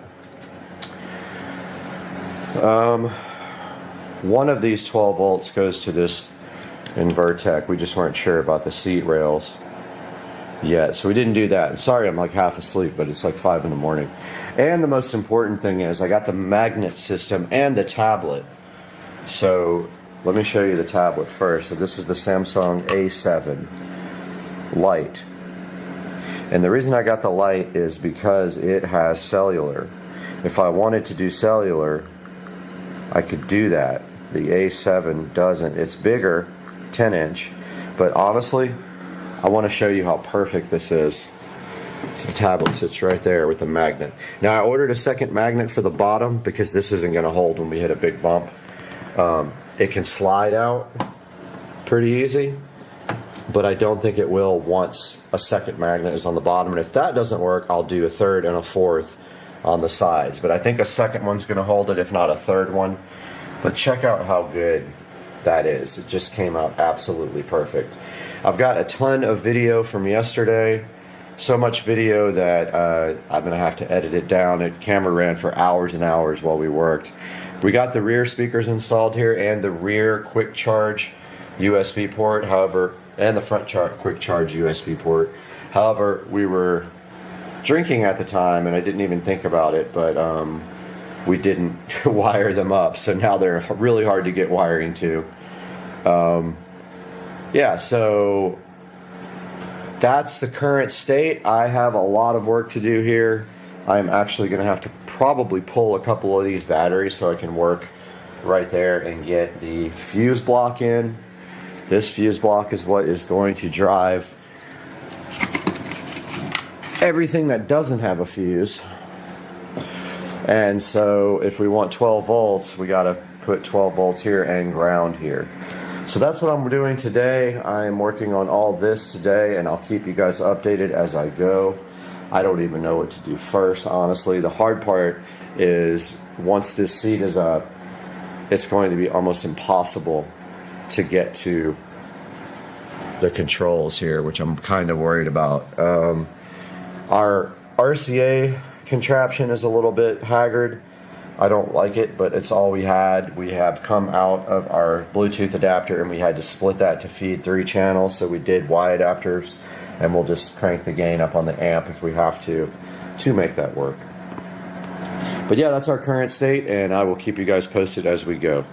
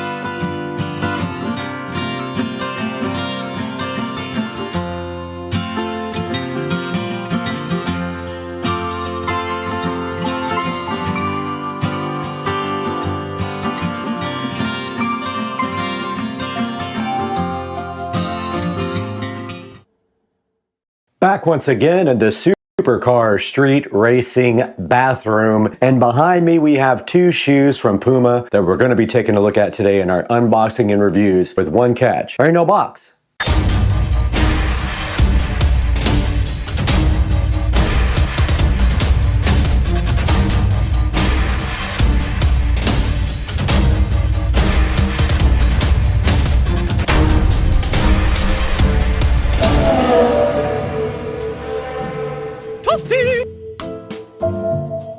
Guys, we are back in the supercar street racing bathroom once again, and today we have an unboxing of two different types of Puma shoes with only one problem: I don't have any boxes for them. We are back once again on Supercar Street Racing, and we are here with another unboxing and review for you. And today we're bringing you two pairs of Puma shoes. Now, these Puma shoes are different in two different ways from our normal unboxing because we don't have a box for these, as you can see.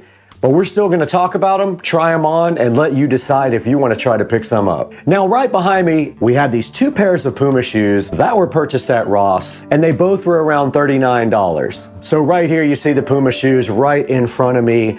And on the left, we have more of a athletic lifestyle type of shoe. And on the right side, we have a more comfortable lifestyle type of shoe. Now, both of these shoe pairs were purchased at Ross. And this time I did get size 9.5, so I am curious how that's gonna fit.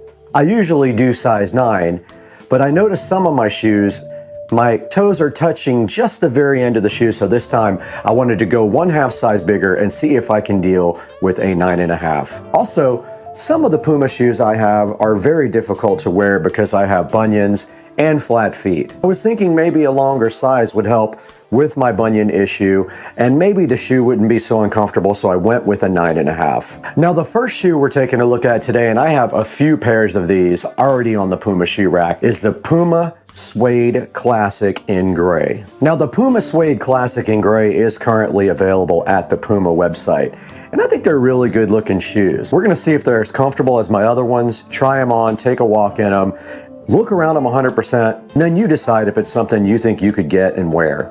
Now, like I was saying before, I paid around $40 for these at Ross. They were tagged. I did remove the tag already. And one thing about Puma shoes is they do not have an identification mark on the shoe to tell you what they are. They only have a code. Now, if we look at the code on this shoe, it is right under the tongue here, 381481-02. Now, I did look up this code online, and I did figure out that these are the Suede Classics, and they do show up as Caven in some places. That's C-A-V-E-N. Now, I have put the men's Suede Classic in black next to the gray ones so you guys can take a look at those as well. Okay, now there are different type of Suede Classics if you go on the Puma site. So I put my black Suede Classics up here, which are a little bit different, as you can see by the logo here. And on these shoes, you can see that the Puma has a tag instead of a built-in logo. Now, also one difference between these shoes is also the way Puma is on the tongue. On the gray Suede Classic, there is an actual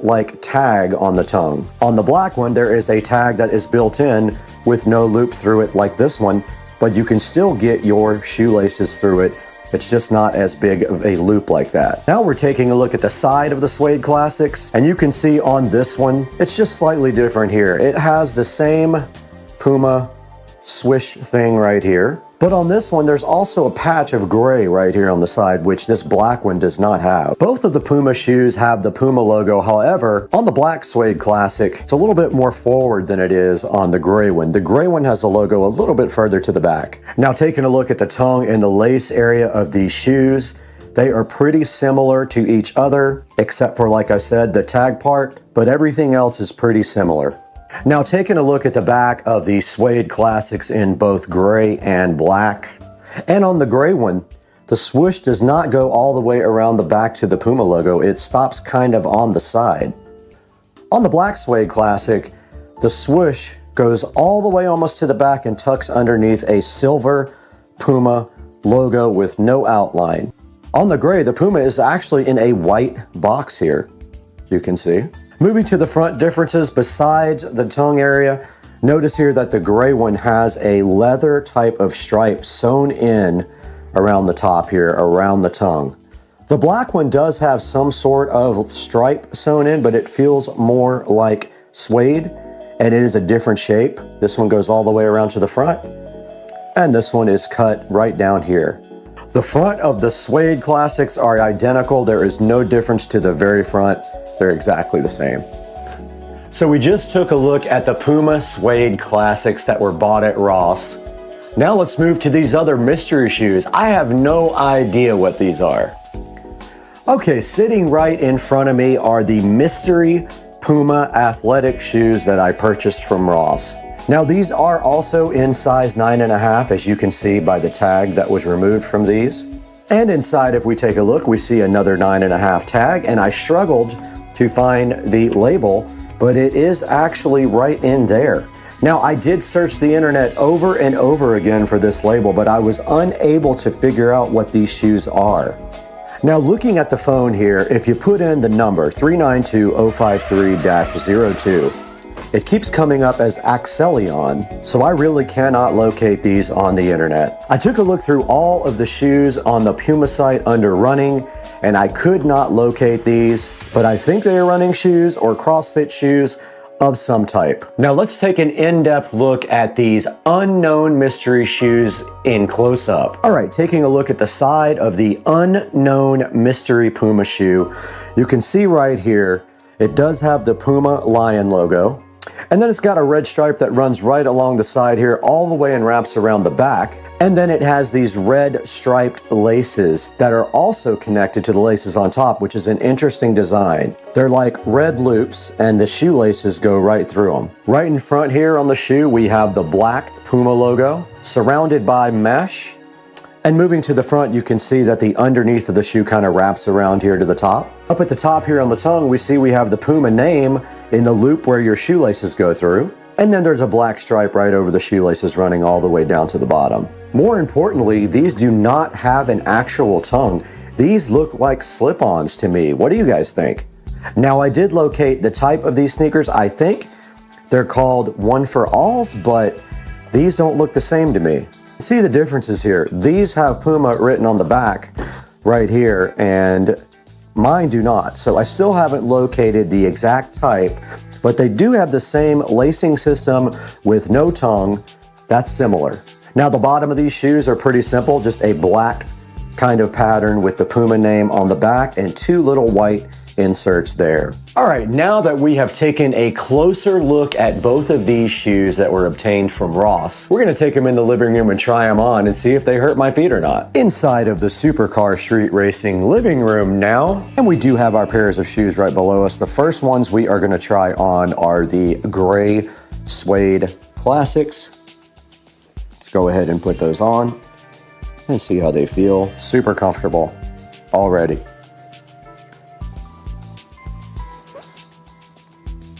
Now my bunions are touching the sides a little bit, and that is normal for most shoes. Overall, they are very comfortable. I am not touching the front of them. And these are 9.5s. Now let's go for a little walk down the block and see how they feel.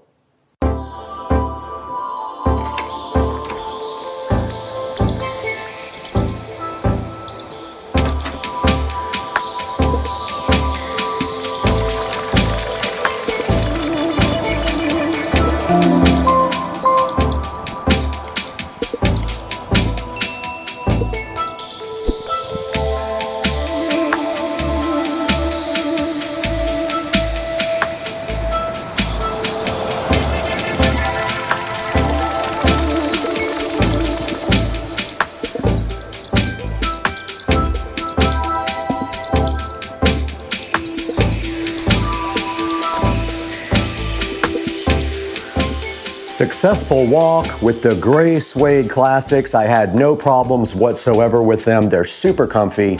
Highly recommend the gray suede classics, especially if you have feet like mine and you have feet problems and you have bunions and flat feet like me. You will not have a problem with the Puma gray suede classics. I went ahead and cut the tags off of these brand new unknown shoes that have sort of a quick lace up thing on them. I'm not 100% sure what that is.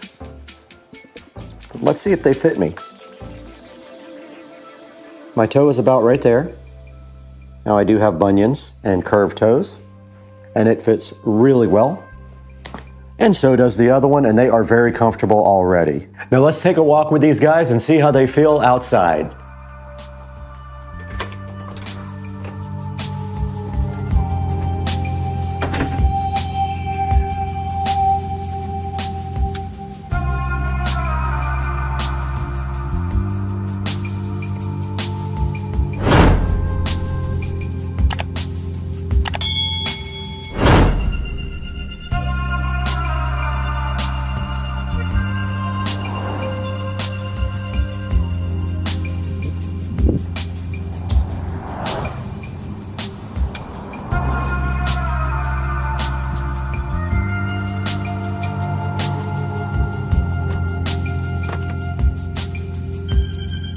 Okay, we successfully took these unknown shoes out for a nice walk, and they are very comfortable. And if any of you know what these are, please put them in the comments section down below. But for right now, let's take it out to Brad in the Supercar Street Racing 4K production studio and see more about both of these pairs of shoes online.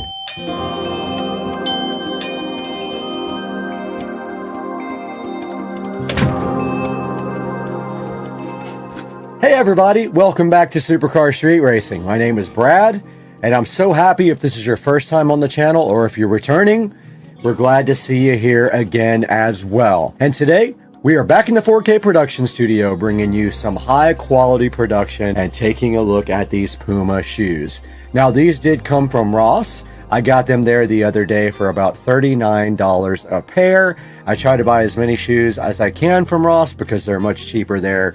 And now we're taking a look at them online. Also though, I want to give you the option from buying through my Amazon affiliate links because you can really help me out if you do that. And looking on the screen right now, we have a lot of choices here of the men's Suede Classic. Let's go ahead and click on that, and it has a 4.6 star review, so not bad. Now they do come in a lot of different colors, and they are anywhere from $69 to $71, and they have all kinds of cool colors. And if I could find these over at Ross, I would own every single one of these. I tell you, I would, honestly.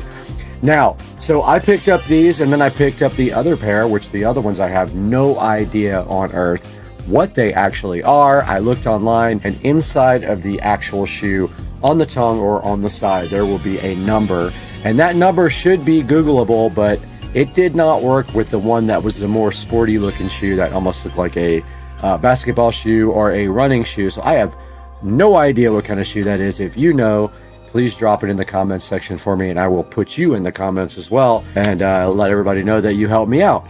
So please take a look at these Puma Men Suede Classic shoes. And I need a favor from you. If you like Supercar Street Racing, would you please hit that subscribe button and also the bell icon so that you get notified every time we put out a new video, and we try to do it every day if we do have content. Also, another big favor that we need from you from Supercar Street Racing is we need you to buy through our affiliate links. For example, if you want to order this from Prime, you can try it before you buy it. Click through the link in the description and order any one of these colors, and it will help out the channel so greatly. It will just give me $1 or $2 here and there, and the channel does lose money. We are so grateful for your support at Supercar Street Racing. We're so glad to have you here, and we will see you next time. I have to literally go put together another shoe rack to fit my new shoes.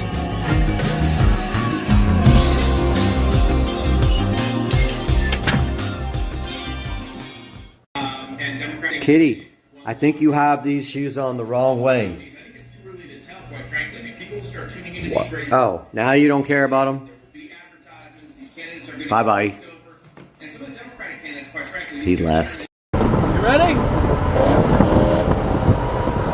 1, 2, 3.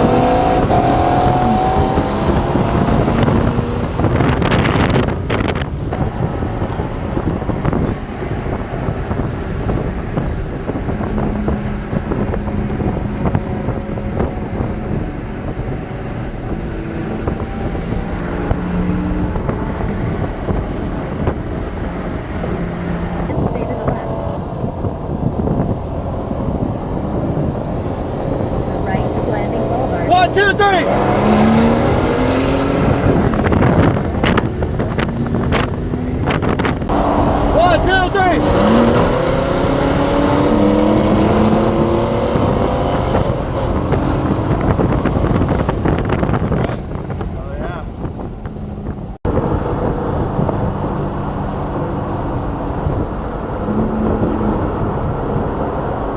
1, 2, 3.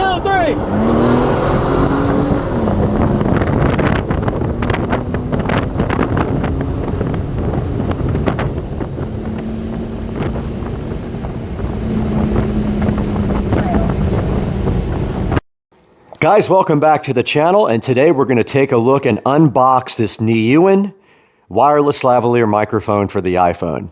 So stay with us.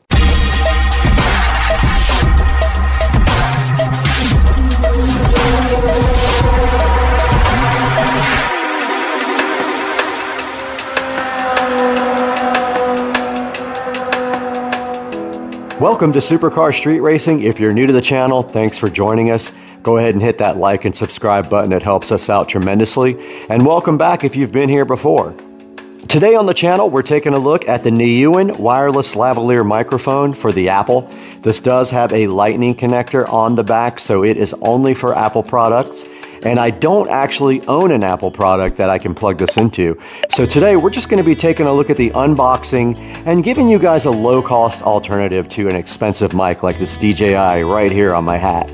All right, taking a look inside the box for the Nylon wireless lavalier microphone, and we'll cut away to some pictures of this. It does come with an instruction manual. There's the instruction manual there.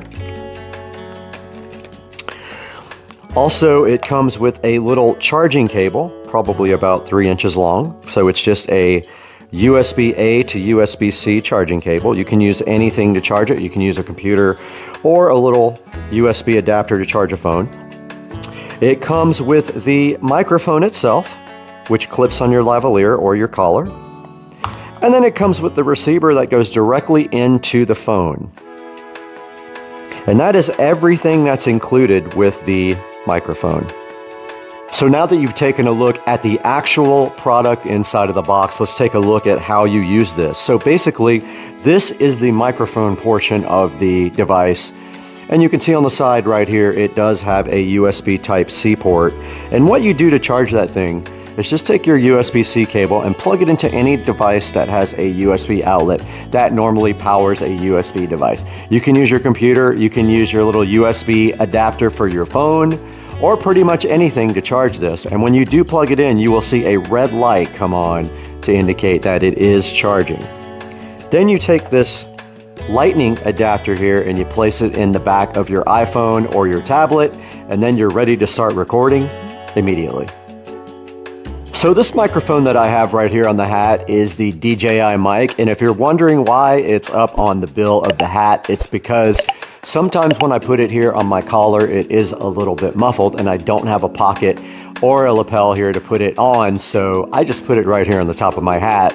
I know it looks weird sometimes, but I saw somebody else online do it and I thought it was kind of a cool idea just because of the muffled sometimes.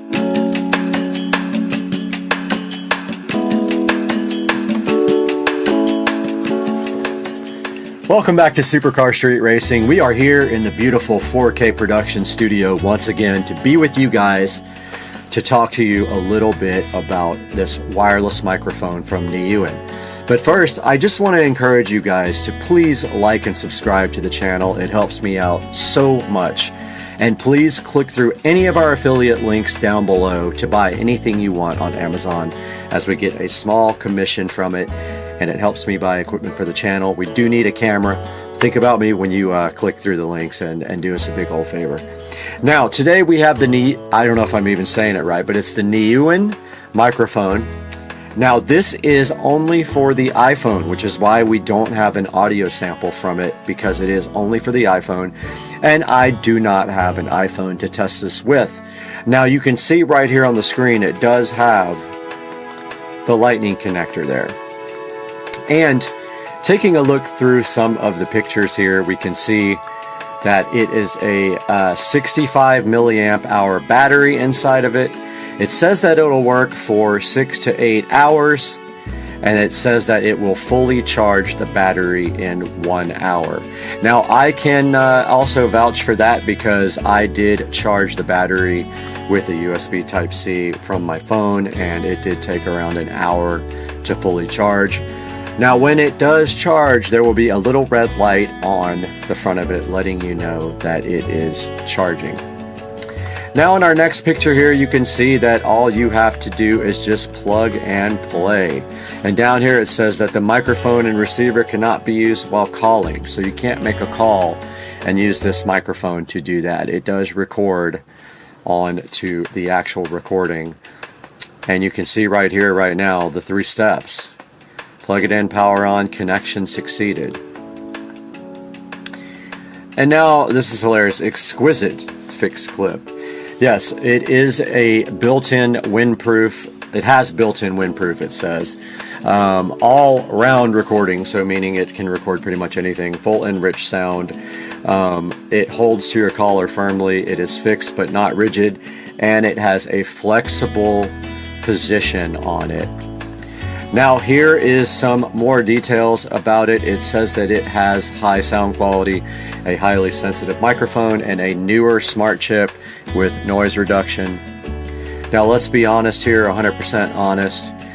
You have to base this on the price of the microphone. You cannot for a second think that this microphone is going to sound like the DJI mic. This is an $11 microphone. The DJI is around $300 if I remember correctly. So you're going to get exactly what you pay for in this case, and I'm sure you know that. Now this thing has 14 reviews and they are all 5-star reviews, so that says something about it. But down here it does say that it's a new upgraded microphone, unrivaled audio quality, automatic noise reduction, built-in windshield. I think it's supposed to mean windscreen or wind, not a windshield, that's on a car. Wireless freedom, so I mean you're totally free with this, right? I mean you're free anyway with your phone, but this gives you a wireless mic to walk away from your phone with. Versatile for a wide range of applications, but hey, I mean I'm using it for recording audio. I'm going to be using it. Now looking at the reviews here, all 5-star reviews. Great little mic. I think they meant mic. It says mix for just over $10. Nice and easy to set up and use. Great value for the price, and they did put a picture of it in there. Worked within a second, simple to set up, literally plug and play, which is definitely what it should be. Awesome, fast shipping, and great quality. Microphone is amazing, works well. More pictures here on this one. This guy says excellent, and it's in Espanol, I think. And so if we go back here, there are some other ones we can compare this to. There are several down here, and they range for anywhere from $9 all the way up to $90 for deals on related products. Now, if you would like to see a high quality version, there are some medium quality here that may be worth looking into. But if you would like to see a higher quality version, let's take a look at the DJI mic. DJI mic. And this is the DJI wireless mic kit. So this is one of the highest quality kits you can buy, and you can see it does have 2,187 reviews. It has a 4.7 star review, and this is what you are going to see most of your vloggers and most of your YouTube people using, most of your professionals who use wireless mics are going to be using the DJI mic. It does come with 2 transmitters and 1 receiver. You can use it with the small 3.5 millimeter jack, and you can also use it with the USB directly on the phone. You can see right here it has a storage case with it that plugs directly into USB Type-C to charge it. It has a 820 foot range. It has a 15-hour battery, and here's what comes with it. You get the windscreen, the charging cable, a nice little bag to carry it with, a little TRS mic cable, your transmitter receivers, your USB and lightning adapters, and your clips. And it does have a nice LCD display on the front of it, which is very cool and which I use a lot. So yeah, this is a high quality version of what we were just showing you for $11.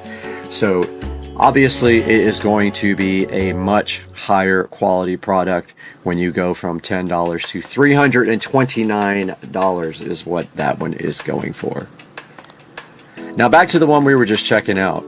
There are no videos for this yet, so I was going to play a video for you and thinking maybe they might have someone that has a video review, but there is not one. So at some point we will take and get an iPhone and we will make a better review for you guys, but as of right now, this is all we have on this because we can't actually plug it in and listen to the sound quality. Buyer beware, it is an $11.48 microphone, so you know what you're getting for $11.48. Now let's talk a little bit about the channel again. Supercar Street Racing is a channel. We do video reviews, we do house stuff, we do power sports, golf cart, mini bike, Tesla, everything. And we so much appreciate you coming to the channel and supporting us. And please, once again, like and subscribe and click through our product links. Even if you're not buying this microphone, I'll have a link to it in the description. But even if you're not buying this, go ahead and click through that link and purchase anything on Amazon, and we will get a credit and we will get a small amount of money to put back into the channel because, as you guys know, we do lose money on the channel. Thanks again for tuning in. We'll see you next time with some more content on Supercar Street Racing. See you guys later.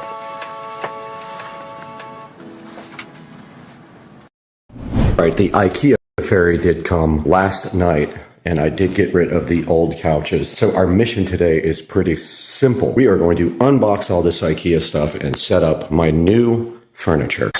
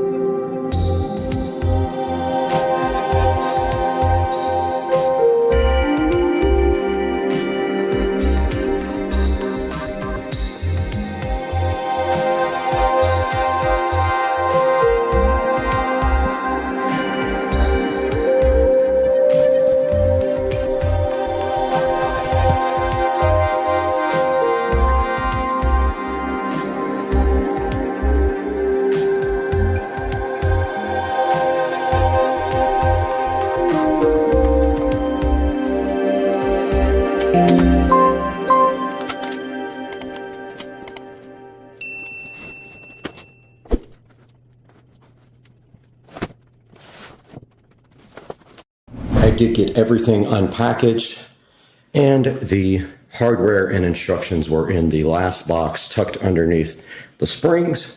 So I'm going to get the instructions out right now and figure out what is going on here.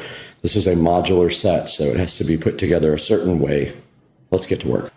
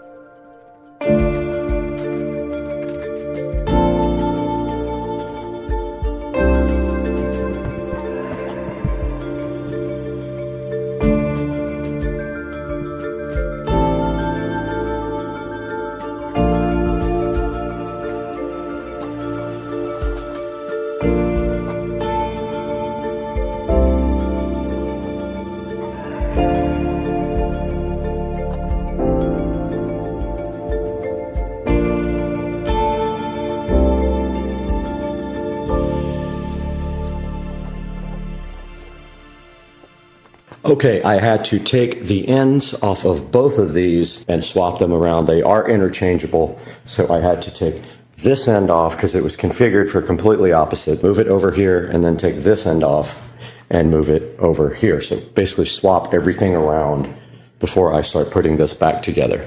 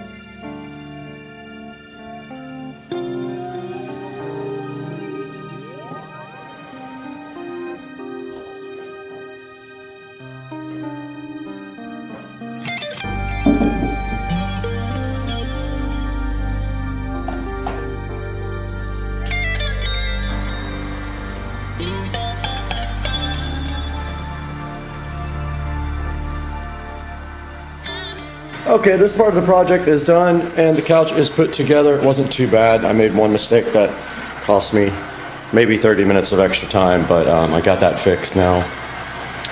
And you can see right here, let me step back here and put it on wide. There's a better shot at it, the modular couch. Remember, I had to move one side to the other to get it to the configuration that I wanted with the small part over here on this side. So not too bad.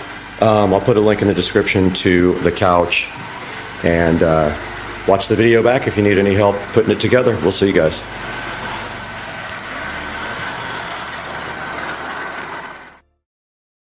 Bon voyage. Oh my God, she's insane. Wow! You're crazy. Girl! I told you.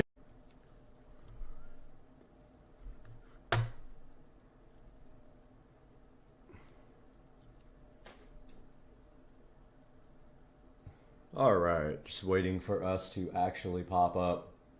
All right, I think we are.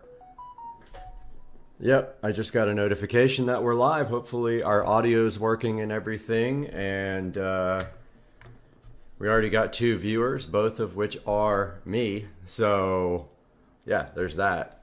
So yeah, we're live today. I noticed some interesting things happening and with the car market, and I wanted to kind of get together with you guys and take a look at some cars today. I'm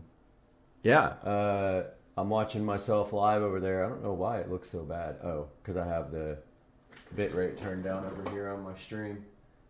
Let's see, quality 1080p. That's better. All right, hopefully that looks good. I'm not sure. Let me know in the comments section if anybody actually is watching. And we're gonna start looking at some cars. So here's something interesting I noticed today. Even though the stock market had a bad week on Tesla. So if you go to Tesla.com here, you can actually look for cars and order them here. You can do it. You can order the car you want custom, or you can see what they have in stock. If you get one that's in stock already, you can actually get a good deal on a brand new Tesla. So I'm looking at a Model S Plaid right now, and if you notice here, if you hit custom order, you can order whatever you want. But then if you go up here and say early delivery options for 32225, which is my zip code, and then over here you click the Plaid.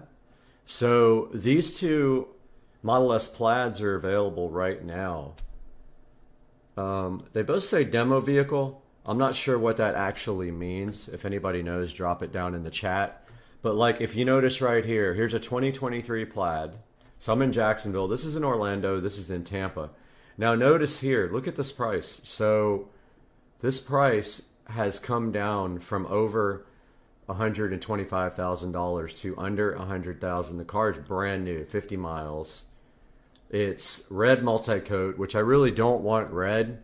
Like, I would rather not have red, but I guess at $100K for a Tesla Plaid, that is a pretty dang good deal. Now this one's more, but it has 21-inch wheels. I don't want the 21s because I'm going to do aftermarket wheels anyway. I already talked to the wheel place where I always buy my wheels, Mod Bargains, and they have some good packages for the Plaid. So this one has the 19-inch Tempest wheels. None of them have full self-driving from Tesla directly, but this one has 19-inch wheels.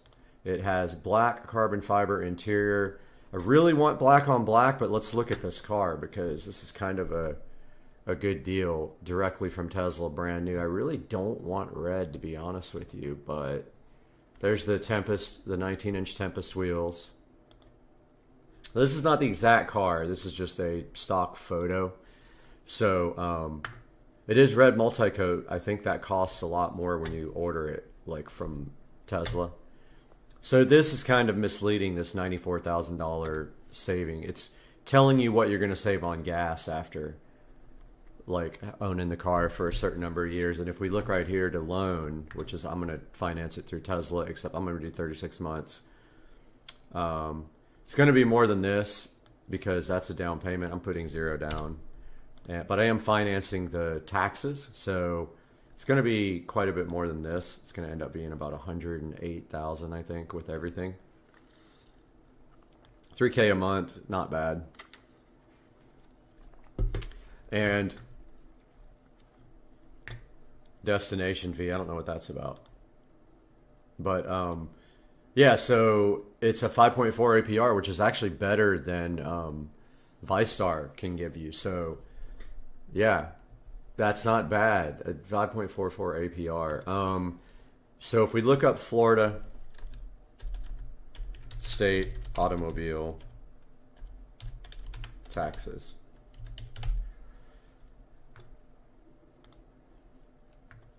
So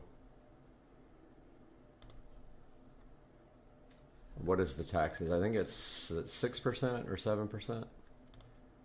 It's 6%. So you would have to do, let's get out the calculator. They don't calculate the taxes in the Tesla website. So the sale price here is what? Forgot what the sale price said.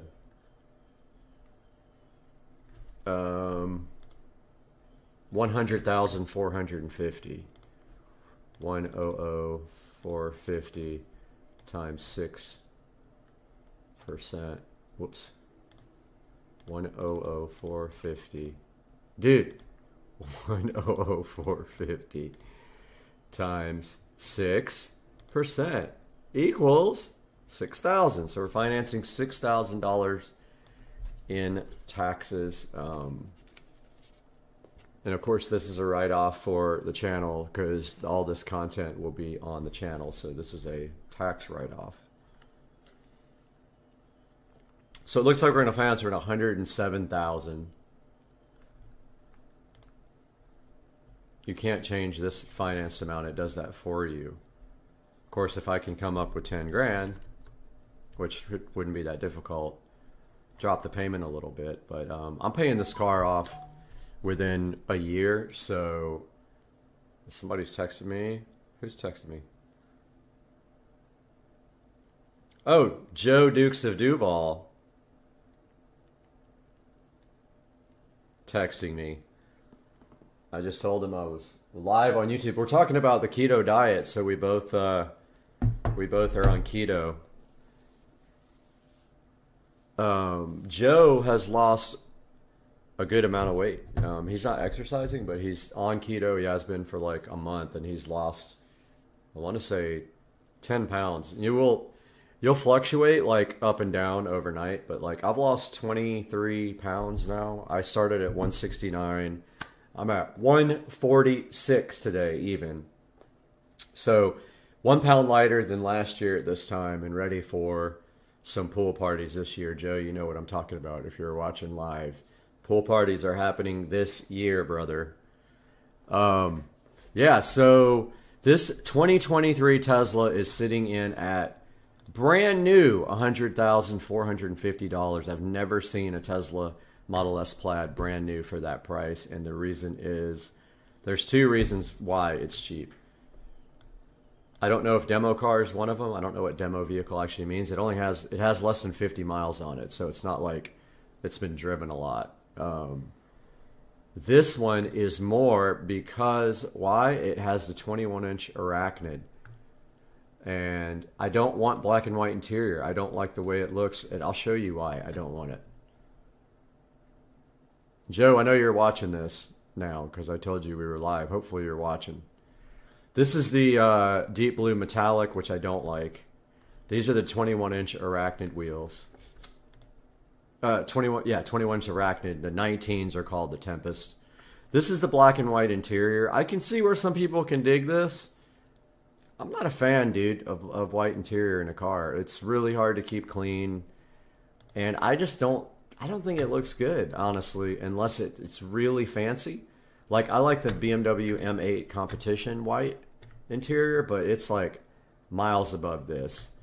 Let's look at the M8 Competition because I was also looking at one of those.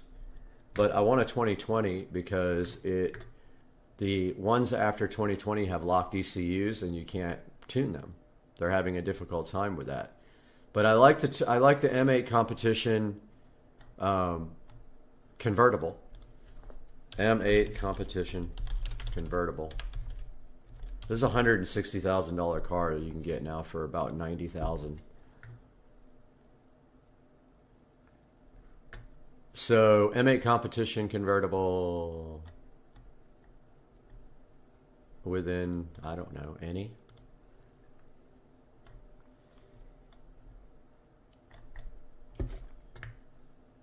It says R8 competition, M8 competition.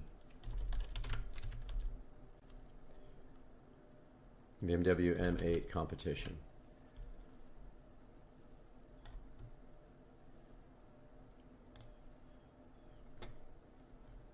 All right, so that's a 2023. Forget that. That's a 2022. We want to go to year. Let's do 2020. Remember, anything over 2020, mid 2020, the ECU is locked. You don't want one of these. These are coupes, which they look absolutely fantastic. They don't say competition though.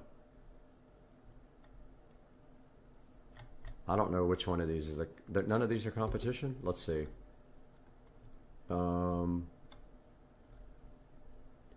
Body style, convertible.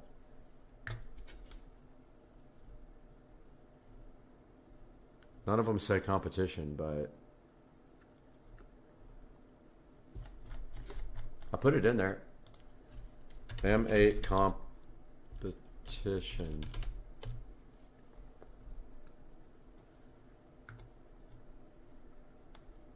So these are brand new. Let's go back to 2020. 2020. And let's just look at this one. This is, look at this. I don't want that many miles. I could deal with 9,000 miles. I don't think this is a comp. Oh, it is competition. So the comp, I forgot what the horsepower is. I think 617. Let's go look at this M8 competition while we're car shopping. This is an eCar 1. So there's a big, in my mind, I'm conflicted about a nice twin turbo V8 supercar or a electric Tesla Plaid that is way faster than all these cars. This is the M8 comp. Wow, their pictures are terrible. Let's see if I can get bigger. Nope. Don't like the chrome grille. See if it has interior pictures. Yeah, so the M8 competition has a great interior. Love the seats with the quilt. This one's got red stitching on the doors, I think. No, it's just lighting. Yeah, it's just the lights. Kind of a boring interior with just black, though. Let's go back and see what else is available in this. I'm not really... I like the black on black, though. Too many miles, too many miles. Here is a 2020. I don't know if it's a comp. It is a comp. It's at Burt Smith in St. Pete. Oh, it's like green color.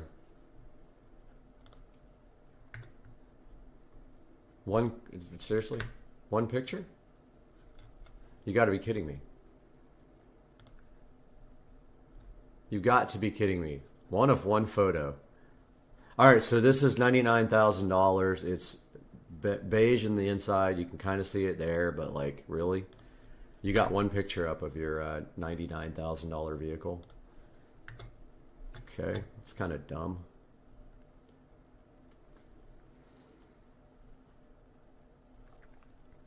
Let's go by miles. Actually, maybe there's one close to us. Let's go by distance closest. 32225.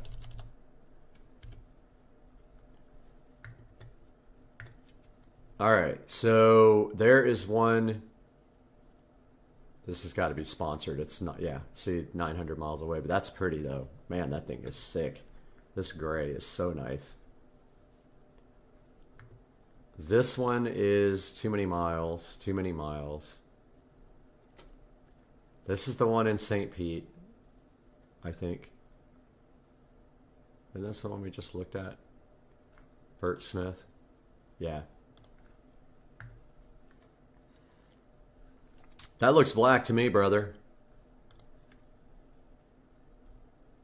Okay, this one is at Carmart. Too many miles. Too many miles. Look at the miles. This one's got 15,000 miles. It's in Fort Lauderdale. That looks like a stock photo to me, Broham. Let's go. Joe's going to drive me to get my car. Location. Fort Lauderdale. Pre-owned.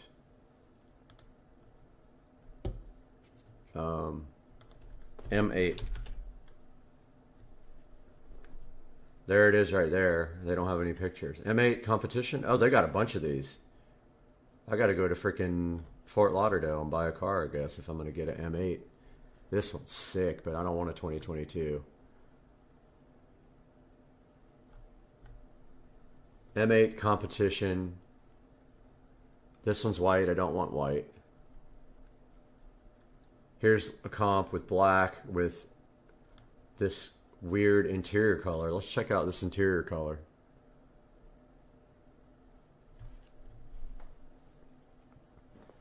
It says like I've never heard of this color interior. Let's see.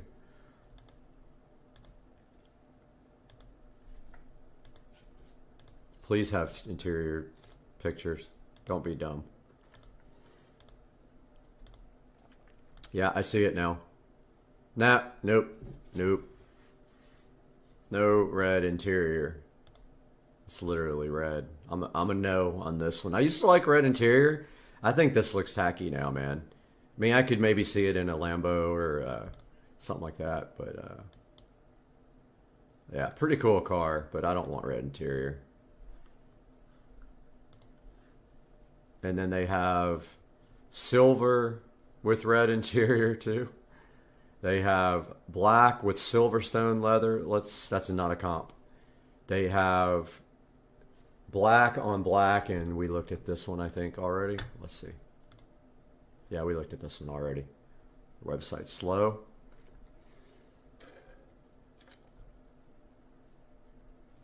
Dude, what is up with their slow website?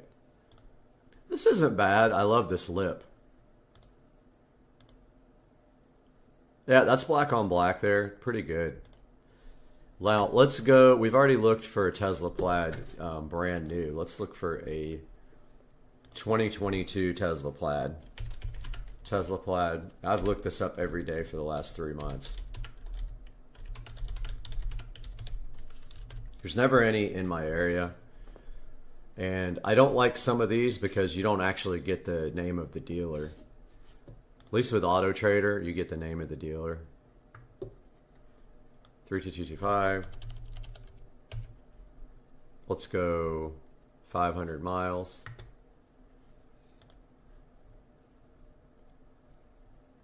And Tesla Model S. Plaid, there's 57 of them around. Wow. There really is 57 of these, but I want 2022. That's the oldest I'll accept.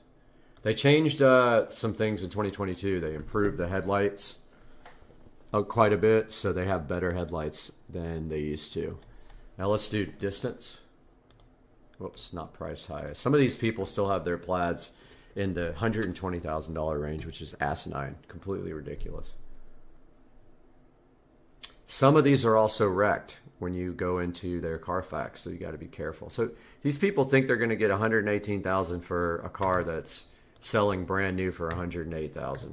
$100,000, sorry, not $108,000. Brand new. They're as much as this guy. What are they thinking? Seriously.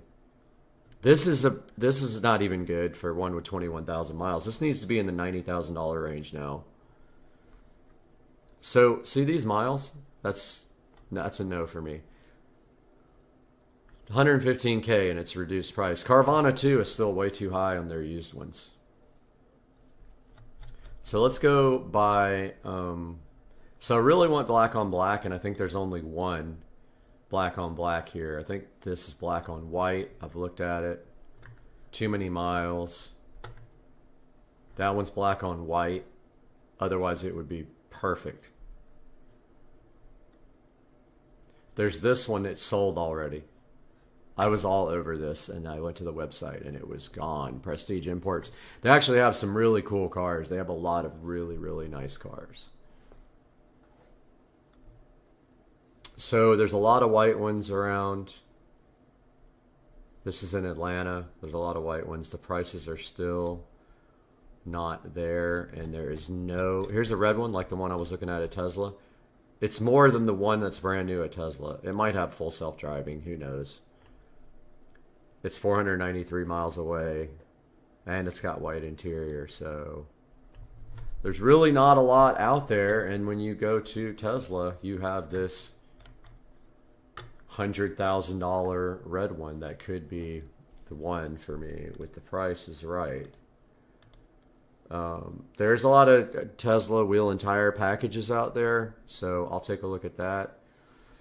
But yeah, so that's the current state. I like the 2020 M8 competition, and I like the Tesla Plaid. I looked at McLaren 765 LT. They're in the $250,000 range just to start. They're just starting at that range. I looked at Lamborghini Huracans. They're in the $200,000 range. That's it. I'm going to end the stream here. I'm so glad you guys joined me, and we'll keep looking for cars, though. I'll see you guys later.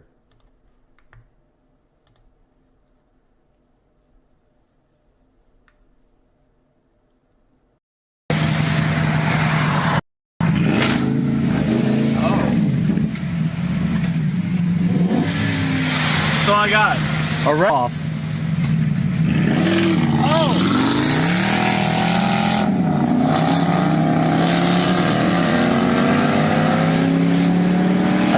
New rings, bro. All right, hey guys, welcome back to the channel. Today we have Joe here. You guys know Dukes of Duval. He's been on the channel recently. This is Wayne, Joe's neighbor, and today he's going to be supervising this whole project when we put brakes on this Chevrolet Silverado 2013. Yes. Silverado. So we're going to show you guys each step. We're going to video that for you. We're going to show you the parts you need, the tools you need. You're going to see that today on the channel, so stick around, right? Yeah, stick around. around. All right, let's go. You ready? Come on now.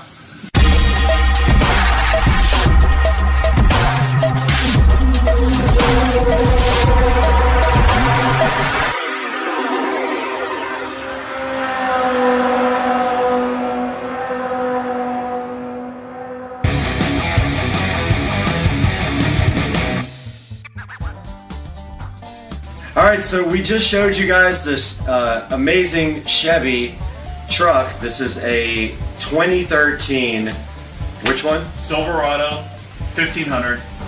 Does that mean it holds 1,500 pounds of weight? 1500 chicks. Okay, 1,500 chicks in the Silverado.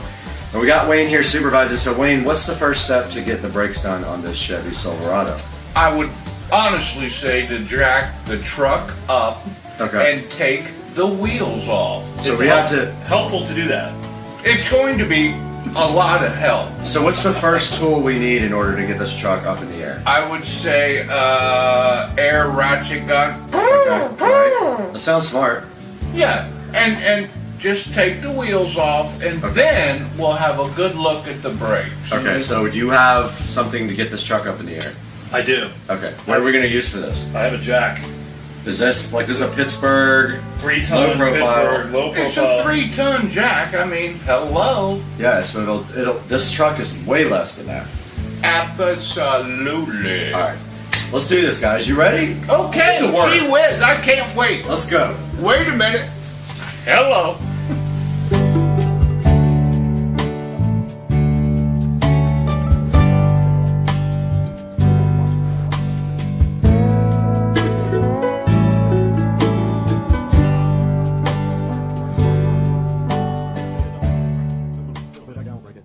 So what's the first step we're going to do here? Well, first thing you gotta do, man, you gotta take off the cap so you can get to the lug nuts. So we're gonna pop that off, easy enough. Out of the way. And then we're gonna take a 4-way while the tire's on the ground so you can break these loose. And I think it's... So if you take it off the ground, basically the tire will spin when you try to break that off. Correct.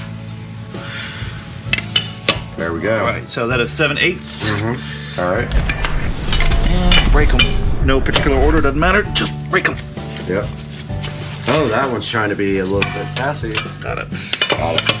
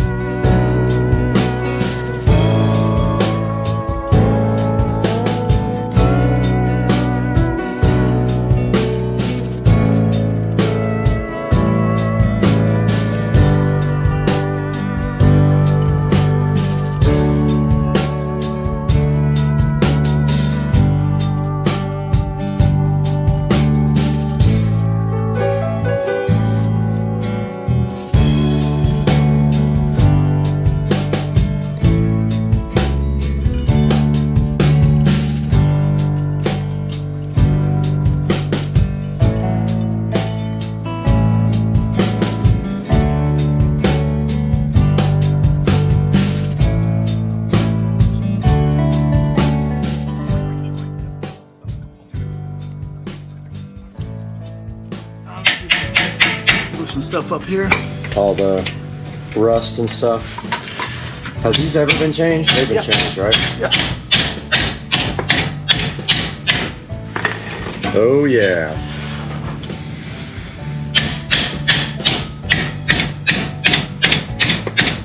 Man, that thing is on there, bro. Yeah, that is on there. Should have brought my PB blaster. Well, are you going the wrong way? I'm not trying to be smart. You know, He is not. You are going the wrong way. that's exactly the problem. You're going the wrong way. Delete that. Goes down. They do go down. No, it don't. Ready? All right, here we are. We are breaking loose the calipers. There it goes. Supervisor Wayne Hi. on the job. All right, so we got the first bolt out, and we're going to loosen the second bolt, and the caliper should swing up, making it easy to get to the brakes. And one thing we do have to finish this job is going to be a C-clamp, because we're going to have to compress the caliper Yep, I got to that. get the new pads in. So we have that all ready to go. Oh, that one's not broken? Yeah, it is. Well, it's broken, but Oh, you're going to take it all the way out? take it all the way out. All right, so we're going to remove the top caliper bolt now. At which point, it's probably just so dusty.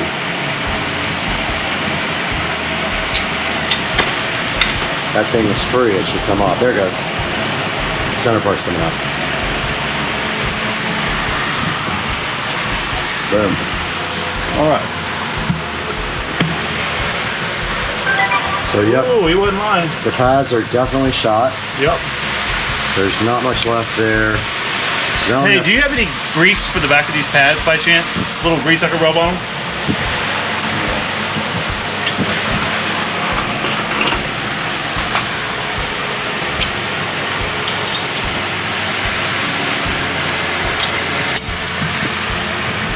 All right. I'll need the grease. Where's the new pad? All right, we got the new set of brake pads here with new clips. And all we have to do right now is put these new clips in. I think they're all identical, right? Sure. Yep.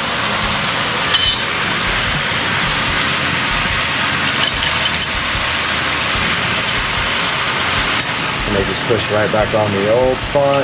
And then all we have to do is compress the caliper and put the new pads in. All right. And so now we have our C-clamps to I'm gonna add a little grease to the back of these things. Yep. And why are we doing that? Helps release them, and then they say it's supposed to stop squeaking, so they say. Okay. All right, and then this one is for this way. All right, guys, we got the new pads here. We're gonna put a little bit of lubrication on the back of the pads to prevent squeaking, hopefully, and then now all we have to do is slide them in the existing holes, just like that. Boom, done. And this other one. This one, pop this one in.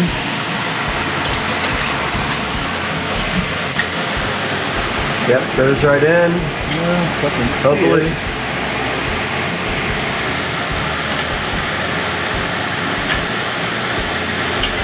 But it's not go in all the way. Tap it down. Tap it in. Tap it in. That was a big tap there. Tap it in. Now that should